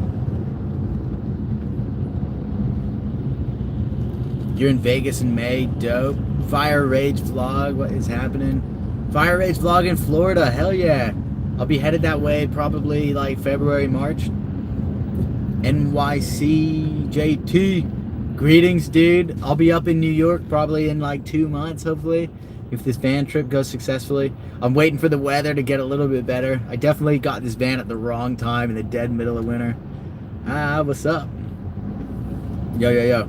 All right, so I'm gonna tell you guys a story about you can choose my first business, which was a wine business, or my second business, which was a protein company. You guys choose, which one do you want to hear? Do you want to hear about the wine or the protein? I love it all. There's so much variety and something for everyone. Always learn something new with your videos. That's so awesome, dude. I appreciate that. You're in a wetsuit challenge. Diet is key. What's the wetsuit challenge? Tell me about it. All right, Macy J voted for wine. I'm going to tell you about my very first business. So it was always on my bucket list, basically since high school, to start and run a business. And just thinking about back then, it seemed so distant, thinking about starting a business. Like, that's a lot of work. That's really hard. I don't even know the first thing about starting a business. now looking back after starting many businesses, it's like the easiest thing in the world. Like, oh yeah, just do this, do that, do that. Now it's like, second nature. But the reason I say that is I would want to put myself in everybody's perspective that has not started a business, what it looks like there. So starting there, that was like a huge goal for me. Start a business, and in China. So backstory, I dropped out of college in 2009 and I bought a one-way ticket to China. I actually had a mentor, and every time I saw him, this was in high school, he would say, Rob, if you want to be successful someday, you've got to learn Chinese, Mandarin Chinese, and you got to go to China. I'm like, dude, what are you talking about? Like, you're not Chinese, you don't speak Chinese, like, what are you talking about? But he kept saying it, and then I'd see Chinese in the newspaper. I saw Chinese, there's the Beijing Olympics were coming up. I went to a school with loads of Chinese people. My roommate was learning Chinese, and kind of just all the signs were pointed there, like China is hot right now. So I started learning Chinese in college, moved to China. I got basically dropped out of college, 2009, one-way ticket to China, flew over there, and I spent 2 years there, doing a bit of learning, stuff like that, before I linked up with a dude who ran a local magazine company, kind of those magazines they like put in hotels, where it's like mostly advertisements, crap like that. But he also had a business where he was selling alcohol, and it's called Baijiu. I'm going to teach you guys, if you ever go to China, ask for Baijiu. It's terrible, but you have to try it. Baijiu means white alcohol, which is, it's hard liquor fermented from rice, and it's not my favorite drink. It tastes like, to me, a lot of people like it, but to me it tastes like a mixture of gasoline and bleach. It's so bad, it's awful, it's terrible. So this guy's making this Baijiu, and he just puts it in a pretty bottle. It costs him like $2 to make, and he's selling it for like $60 a bottle. Wow, you can make a ton of money on this awful, disgusting drink. If you can make so much money on this drink, imagine if you had some quality California wine, how well you could do with your business. And so he was kind of the inspiration, and I spent the next year with this idea. I'm like, great, Chinese people love to drink, we have good wine in California, let's import it. So I spent the next year trying to set up this company. It's a nightmare trying to do that in China, by the way. There's so much red tape, but it did help my Chinese tremendously, because I'd be at the government buildings every single day trying to stamp this and sign that and fill out this paperwork and draw this crap. So that took about a year just to get the paperwork, and ended up finally got my first shipment of wine in, and a bit of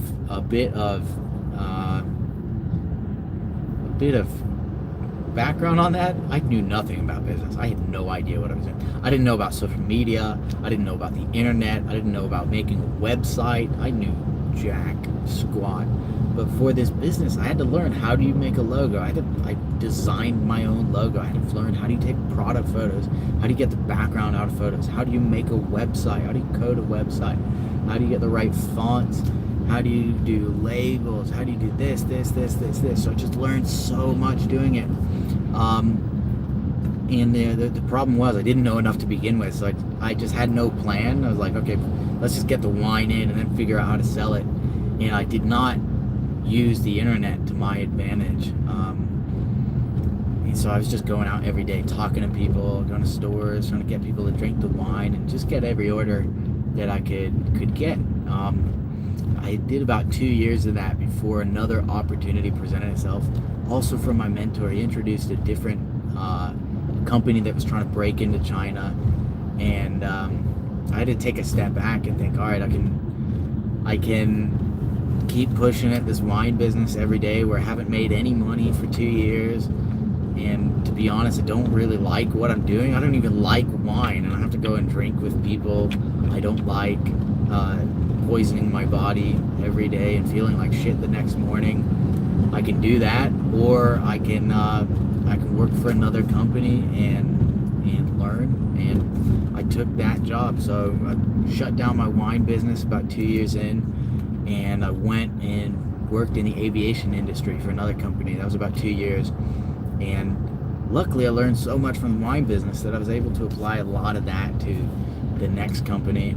And after about 2 years in that, I had done a lot more reading, I'd saved up some more money, and I was able, the next time I wanted to do business, I didn't know exactly how to do it, but I knew how not to do it, and that was really important. So from there I went and started my nutrition company and the bike company, the skateboard company, taking those lessons I learned about what not to do. That was the biggest thing. What you don't want to do, or at least what I don't want to do, is work on something I'm not passionate about, and that is wine or anything else. What I don't want to do is do something for the money, just for the sake of doing it because I want the prestige or whatever. Because you can't grind on something you're not passionate about anywhere near the capacity that you can. If it's something you care about, the reason I do bikes and skateboards is because I love them. They're so cool. And to me, it's like I'm just doing what I love and sharing it with people, and it's the most natural thing in the world to me. So that was the biggest takeaway I had from starting my wine company. I don't even drink now, by the way. I'll have like one beer every 2-3 months. So that's any indication of how bad that fit was for me. I learned a big lesson there. Don't work for money, work for passion, work for love. Let's check those comments. Live chat. This is so annoying that they disappear like that. That's so cool. I'd love to start a business, but for me, it's just intimidating. But I think it seems bigger than it is, and actually, all that's holding me back is me. Bro, absolutely right. Business is not for everybody, so I won't, unless I know you better, I won't recommend it for everybody. It is a lot of tough, hard work. No doubt about that. And now I work 10 times harder than I was working in my job, and I do it for less money as well. I'd be making a lot more money in just a normal 9-to-5 job and working a lot less, but I would not be as happy. And I would have less potential upside once the business really takes off, if that makes sense.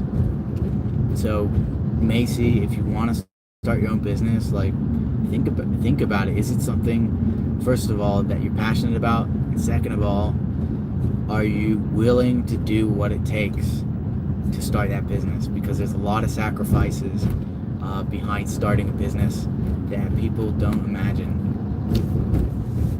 One thing you have to do is be a lot more prudent with how you spend your time when you're starting your business. It requires a lot of time, at least my businesses anyways. Maybe some other people have had businesses that don't take a lot of time. I've never seen one, but and you have to choose sometimes between spending time with your friends and family and working on your business. And that's a really, really tough choice. That's the hardest part about doing business. My friends or my family would be out doing something I would love more than anything in the world to go out and be with them. But I'll think, the same time or the same money that we're spending maybe to go to a movie or go out to eat, I would feel terrible if I took those resources away from the business when they need it most, when the business needs it most. So you do end up making a ton of sacrifices that it can be really hard to make. And I don't recommend it for anybody that's not ready to eat shit for 5 or 10 years, because that's what I equate those decisions to. It can be really hard.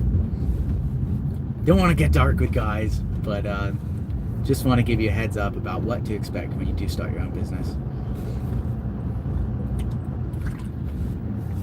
Do you plan to expand miles in FLX internationally or keep it in San Diego? I was just skating with the E-Skate at LA E-Skate the other day. Thank you for keeping active in the questions, Macy. I really appreciate that. It can be tough to come up with topics during these lives when you're just talking nonstop for 2 hours. I'm doing my best, though. I'm normally not a big talker, especially when I'm in groups and stuff. I'm more the listener, but I'm doing my best. So thank you, man. I really appreciate the assist there. Miles and FLX, we do plan to expand internationally. When we originally launched FLX, we were international. Actually, we took a bunch of orders overseas, Europe, Australia, New Zealand, all over Asia, Canada, Mexico. We had orders, and we shipped those bikes. The difficulty is in doing enough volume in a certain location to be able to maintain the overhead. So, for example, we could sell bikes in Europe if we stock bikes in Europe, and for that to make sense, we need to sell, for example, 20 bikes a month in Europe for it to make sense, because we got to pay for the warehouse, we got to pay for the shipping fees, we got to pay certain set fees every month just to be able to do that business. So it's kind of a question of chicken and egg. I think the way to attack it is one location at a time, and perhaps copy our business model that we've got in San Diego, where we have a location and a warehouse into certain key marketplaces. Say we want to expand to Australia, actually go on the ground, maybe me go there, or my business partner Pete, go and start a new location there, get the warehouse going, the staff to be able to market it, the staff to be able to send out the product, go and do that. I think that's the way to start and build up that volume for it to make sense. So yes, we would like to do that. We've got the upcoming BABYMAKER crowdfunding, where we will be taking orders internationally, and depending on how that goes, that's going to be a major determining factor on if and how we focus internationally. I'm getting hungry. I wonder if I got yes, baby. Alright. I'm gonna eat this bar. I don't mean to be rude if y'all are hungry. I'm trying to eat this bar and answer questions at the same time. So Macy, you asked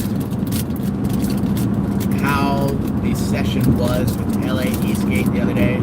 It was good. I was just talking earlier in the live about just what an extreme weekend has been. Had one major crash and one minor crash, one after another. One on Saturday, my boy got wrecked, had to take him to the hospital. You probably saw that. And on Sunday, I got wrecked. I fucked up. That was with the LA Eastgate guys.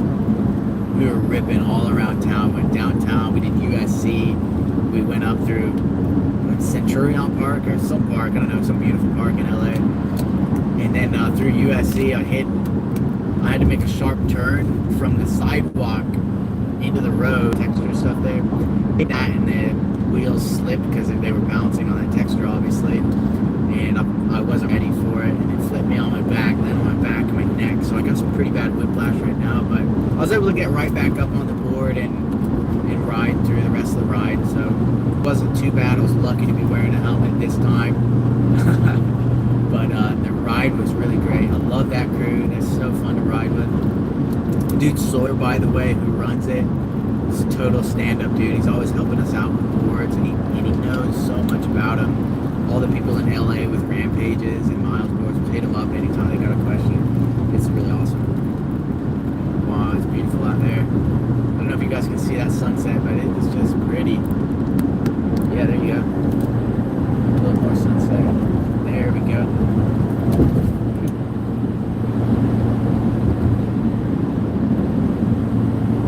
That's good. So I'm having this is a nut bar from Costco. That's bomb.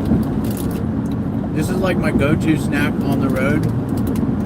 A lot of times I've just been replacing meals with like 4 or 5 of these. Each one's like 200 calories. And there's some protein in it because of the nuts. If y'all don't know, I did go vegan recently, so I'm not doing the meat anymore. And it's tough getting enough calories to maintain my body weight. So snacks like these with lots of fat, lots of nuts are really helping out. So good.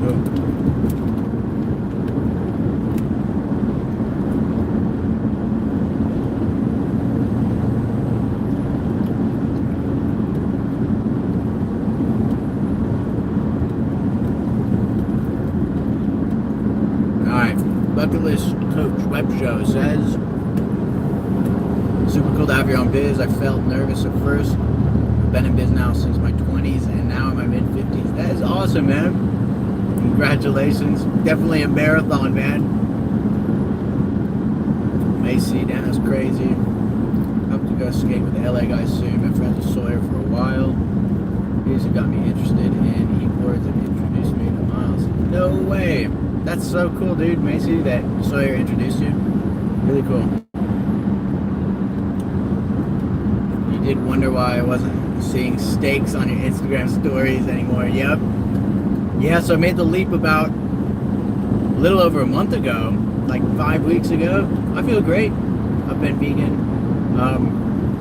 The hardest part about it is that I always do too many things at one time. So I went vegan and I got this van and with the plan of traveling the whole country at the same time. And so I didn't have any time to like adjust my meal prep. It's hard cooking on the road, but even harder when you have no idea what to cook. I can't cook my normal meals. So kind of learning as I go, and I got a really tiny kitchen back here in the van. That's been the hardest part. So I'm definitely not eating the quality of foods that I want to be eating. I'm eating more of this trash, not eating enough like green and fresh vegetables. That's what I really want my diet to consist of. So more stable, I guess, or we get more sunshine from more cooking in the van. I'll have a bit more meal going on. It's just been back-to-back action here with the holidays, family, the van trip. So I'll be back to San Diego, spending like 2-3 weeks there. Hopefully get my life together, my vegan life together, get all these videos published, and then take off with a better game plan, a better nutrition, moving forward. So good.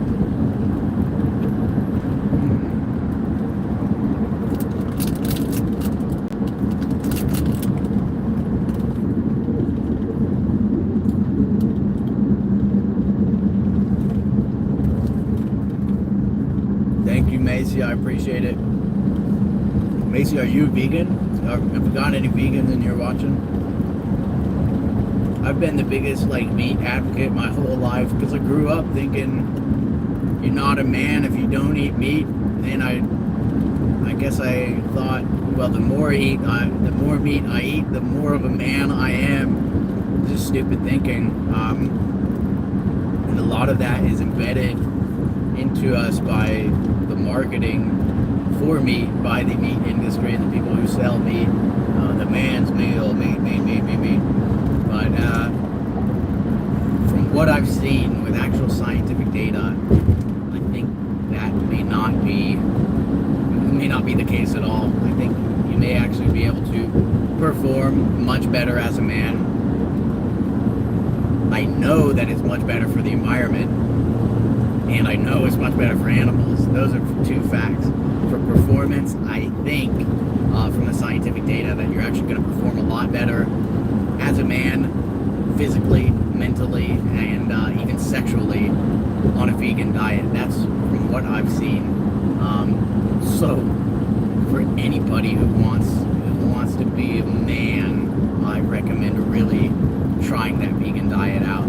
At least seeing what it is and seeing how your body performs with good, proper fuel.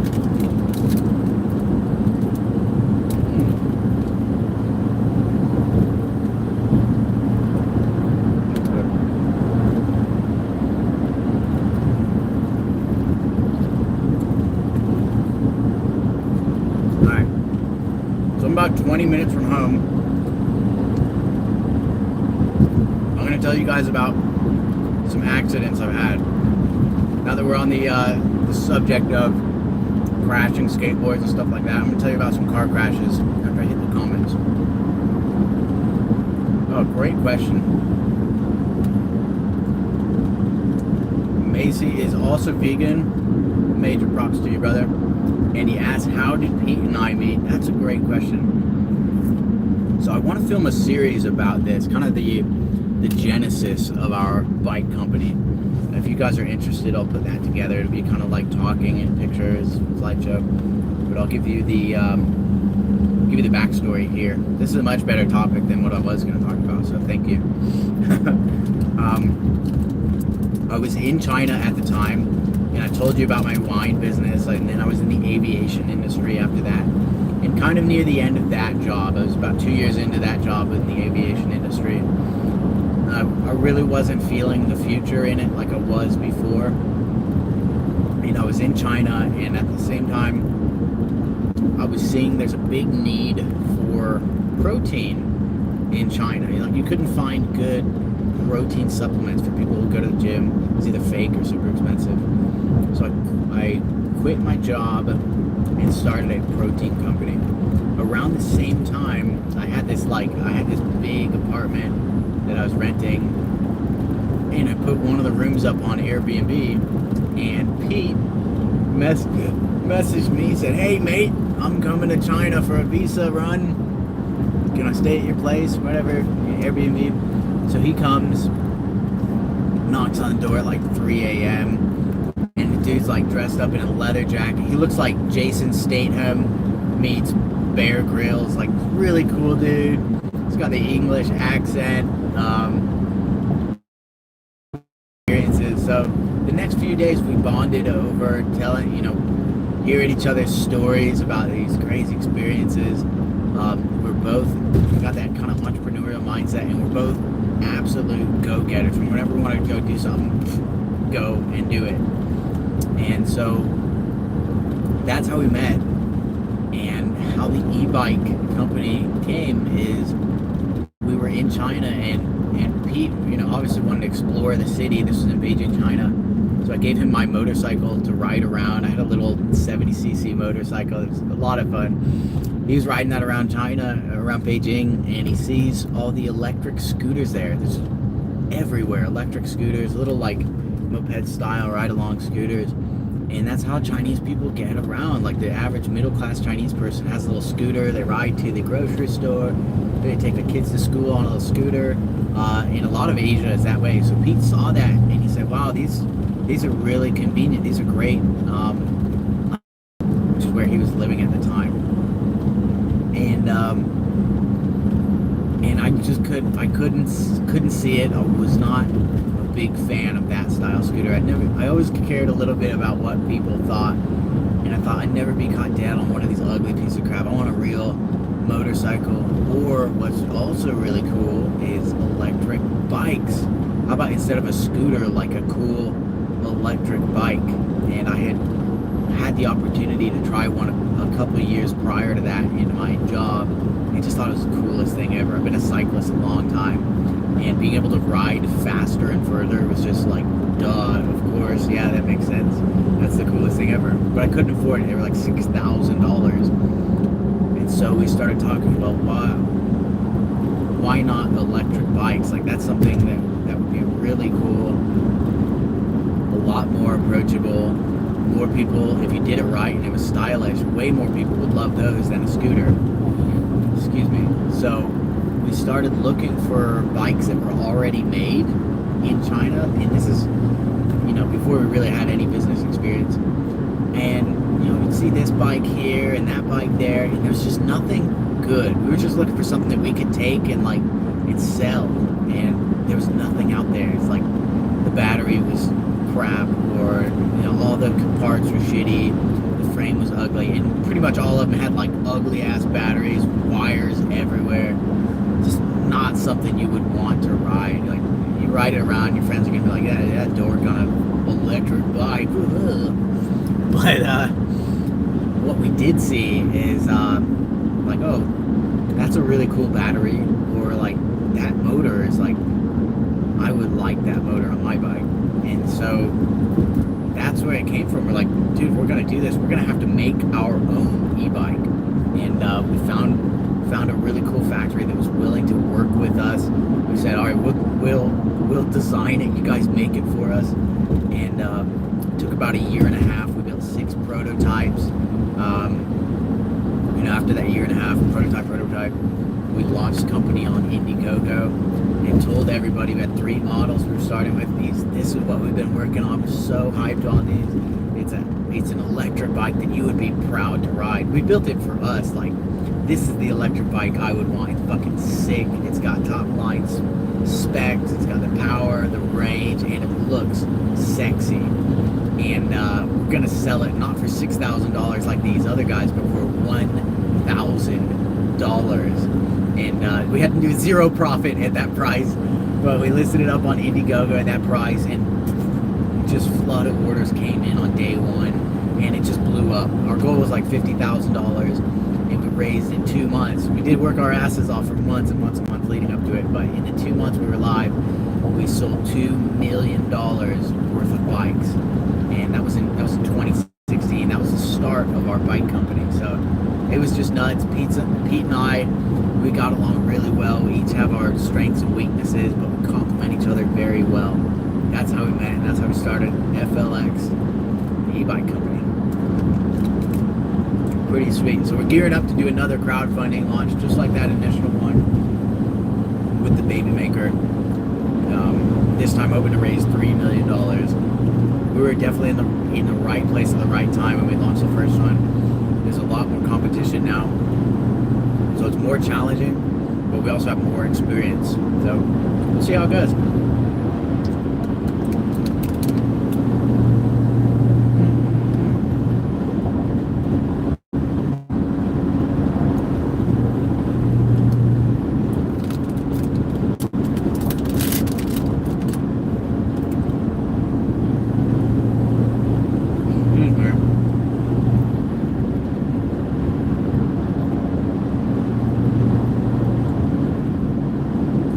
Oh man, I was famished.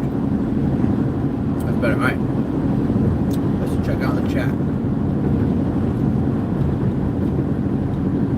It's crazy how life brings people together, run off each other's passions, creativity, to then go create a hugely successful product. Absolutely. It's like, I think about that every day. Like, imagine, it's the butterfly effect. One tiny thing changed. If I had a different Airbnb guest in the time that Pete was supposed to come, where would I be today? There would be no FLX. There would be no miles. Well, maybe there would be, but maybe in a different way. Who knows? Because I mean, bikes and boards are my thing, so maybe it would have manifested in another way.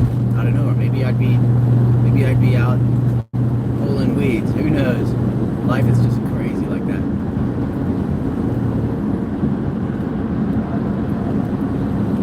What makes Miles so different from all the other e-board companies? That's a great question. The biggest thing there is both FLX and Miles is their passion projects for both Pete and I. We did not get into this industry to make money. And if you look at our books, you definitely understand that. But you look at the products and the prices charged for it, things like that, and you can tell we care about what goes into it, the product quality, and it's building that premium product for a price that people can afford. That's our goal. When we build the bikes, it's what would I want on my bike? How can I make this the best fucking bike for me? And then we go out and build that. Like, what's the sickest components I can put on it? And then we say, okay, like, we build this great bike, or we build this great board, and now you guys can get on it as well. This is what we found works really, really well, and now I want to share it with you. Miles and FLX share that same ethos, and we believe that by providing that value, providing real performance stuff for a good price, the word is going to get out that, yeah, this shit's great. It's not just a company in a money grab, just putting together something, slapping it together, calling it, oh, this is an electric skateboard. A lot of companies do that, like just for SEO or something, or just satisfied. This is an electric skateboard. It's just 4 wheels with a tiny, shitty piece of shit motor, and excuse me, I got merged.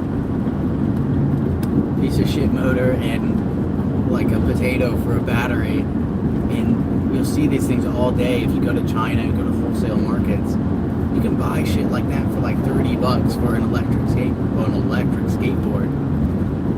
But it's, you know, it's gonna last 5 minutes. It's gonna go 4 miles an hour with a range of like 100 feet. So yeah, it's an electric skateboard, but you know, it's the money grab products. We want to build something where people get it and they're like, yeah, that's it. That's what I wanted. That's what I've been waiting for. Not just something to make the money.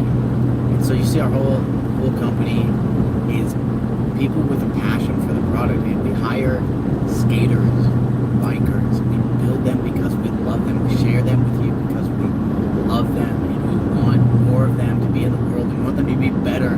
We want to get people out of cars and onto bikes and skateboards. So that's the biggest fundamental difference, I think, is the DNA of the company. In terms of the product, you're just getting a lot more performance, a lot more bang for your buck, a lot more quality for your buck. You're getting US service, lifetime support. If you ever have an issue, just give us a call.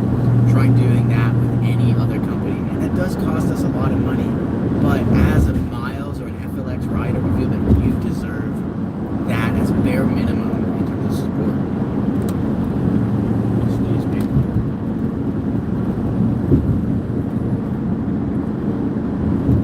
Let's see these chat messages.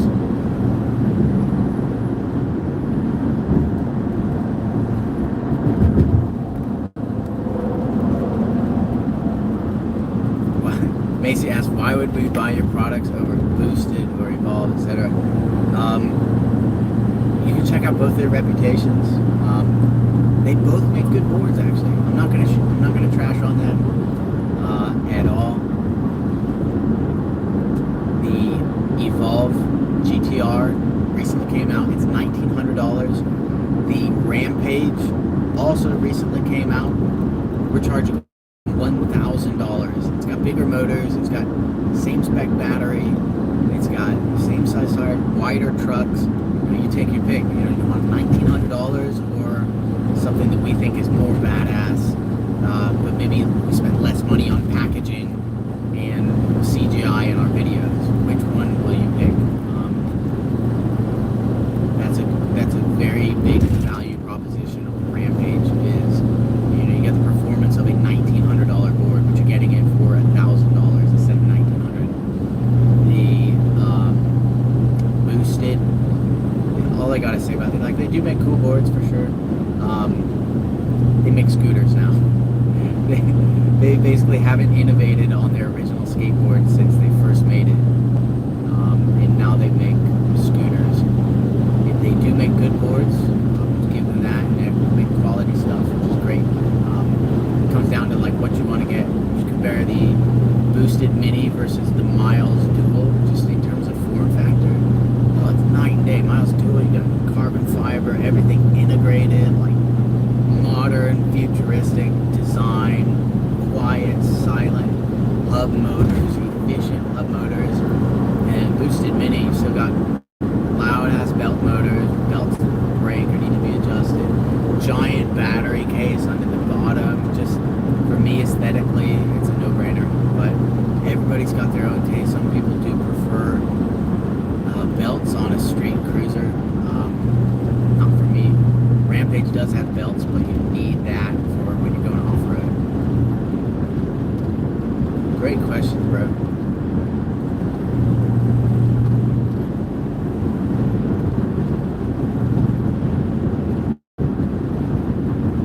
Can tell you're a businessman. That was a good answer, but I agree with most companies.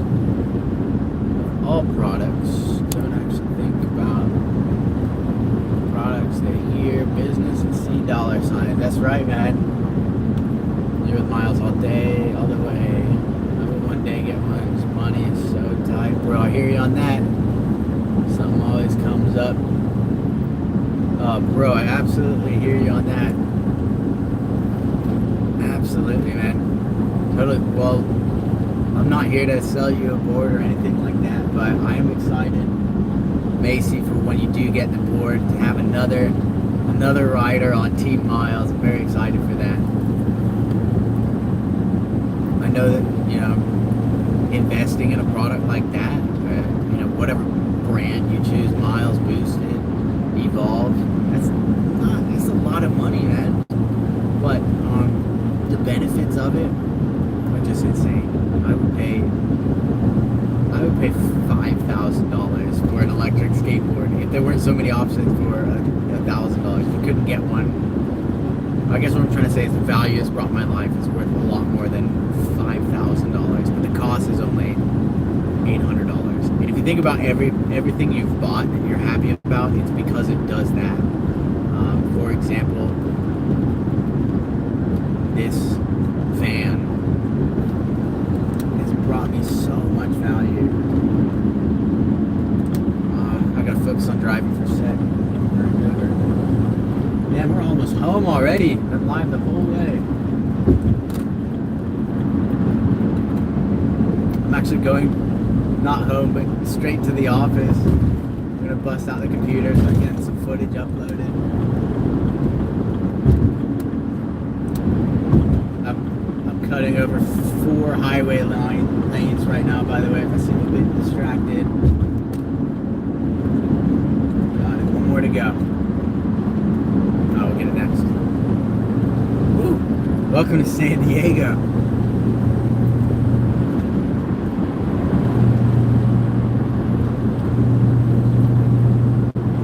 So the grass is always greener. Everybody that's like seeing the, you know, the YouTube travel videos and the van life videos, like, yo, I want an adventure, I want that. And me too. Like when I'm stuck at home, I'm like, I want to go out and adventure.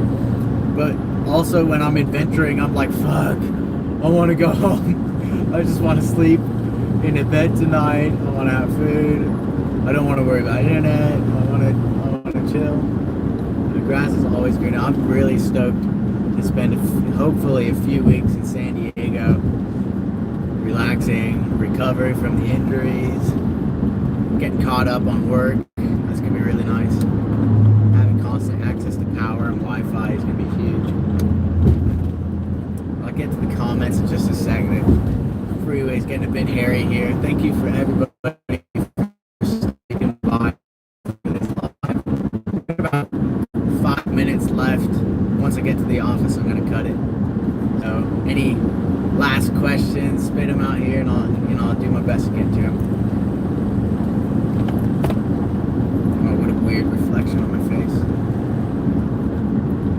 Alright, let's see what we got. Can't wait for the BABYMAKER giveaway. Hell yeah, brother. Andrew, welcome to the live. Hell yeah, dude. I'm repping Miles in the UK. You know it, bro. Great live. Look forward to meeting up.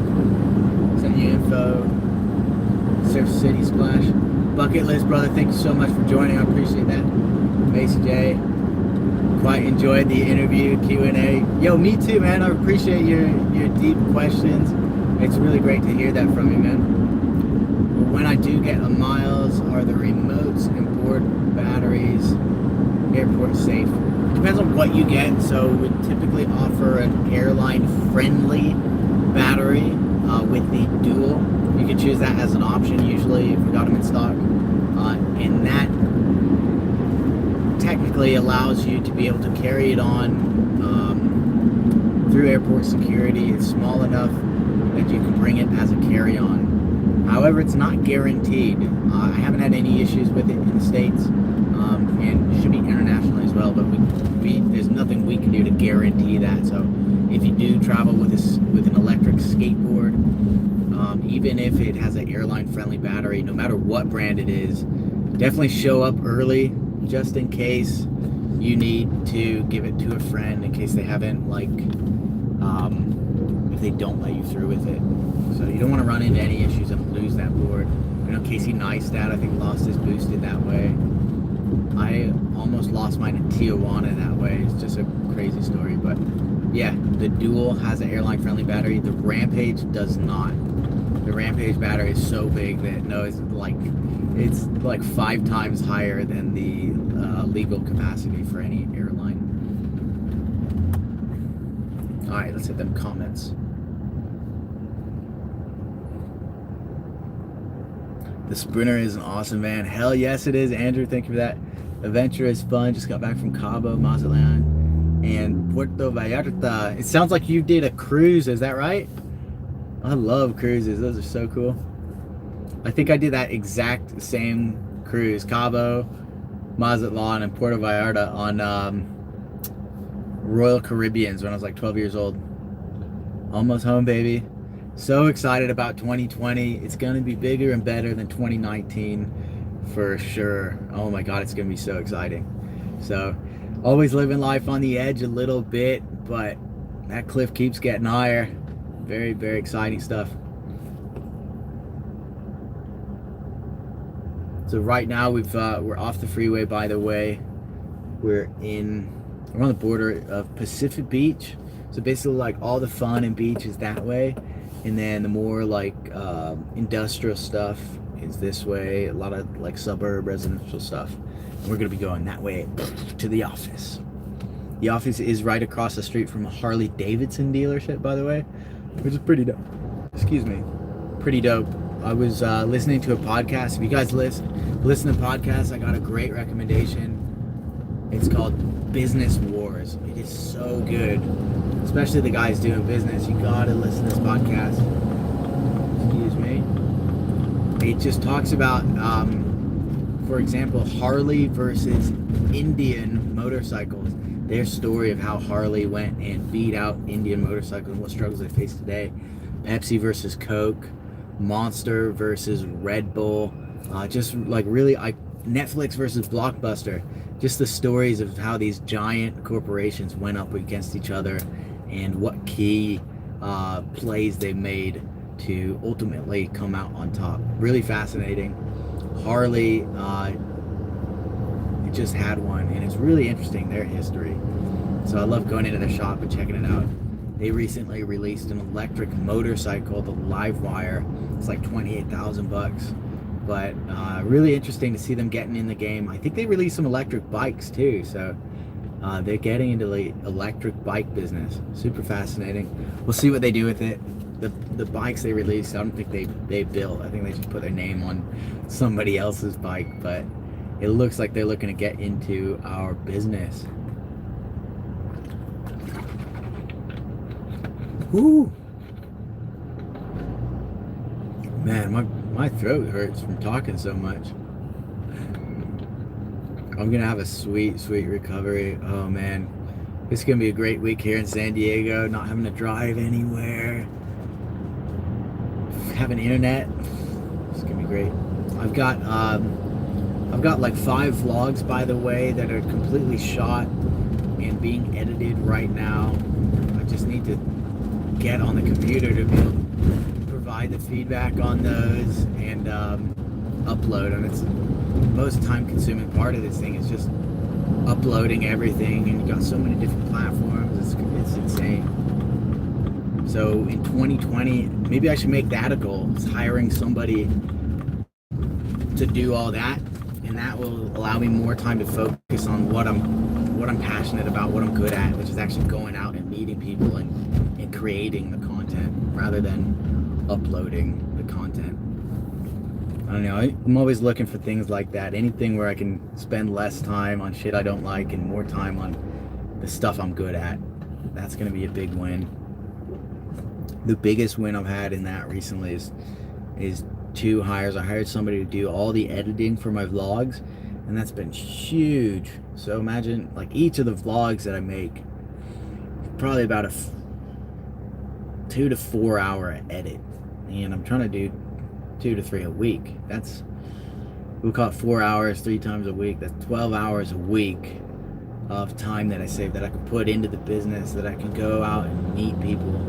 It's so important. Like, I used to want to do everything myself to like save money, but you really end up wasting money in the long term, because that time I spend editing, let's just say, as an example, if my time is worth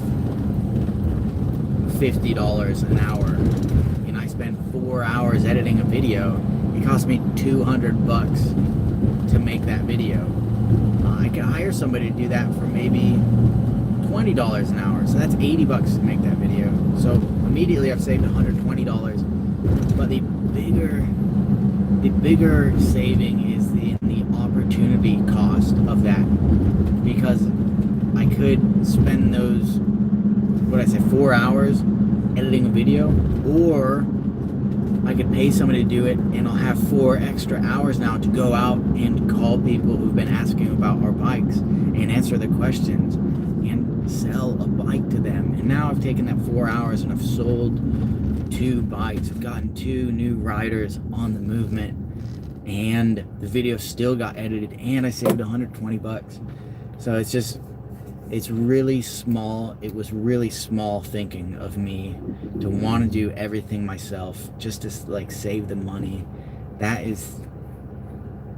mentality, it's a scarcity mindset, thinking I have limited resources and limited money and I want to save it all, and it really brings limited results. And I don't want to have limited results. I want infinitely scalable results. I want the big results. So sometimes you gotta pay the money. You gotta go get the experts, get smarter people than you who can do a better job, and have them do the job, and then you focus on doing the thing that you're good at. So in 2020, that's a big thing for me, is specializing on what I'm good at, what I'm passionate about, and then finding people that are good at the things that I hate doing or aren't good at doing, and having them do that stuff. More help means I'll be able to contribute more to the business. Whew. Just pulling into the parking lot here. What a sesh.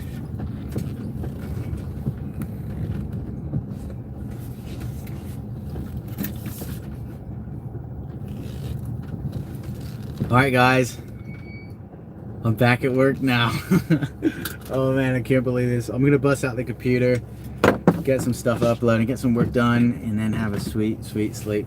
Thank you guys so much for joining the live. It really means the world to me that you shared this time shared this time with me, and that you're along for the ride. I appreciate it so much. Each and every one of you that hopped on for the live, even for just a few minutes. I really value your time, and it means a lot that you spent it with me. You guys have an amazing week, and I'll see you in the next video. Take care.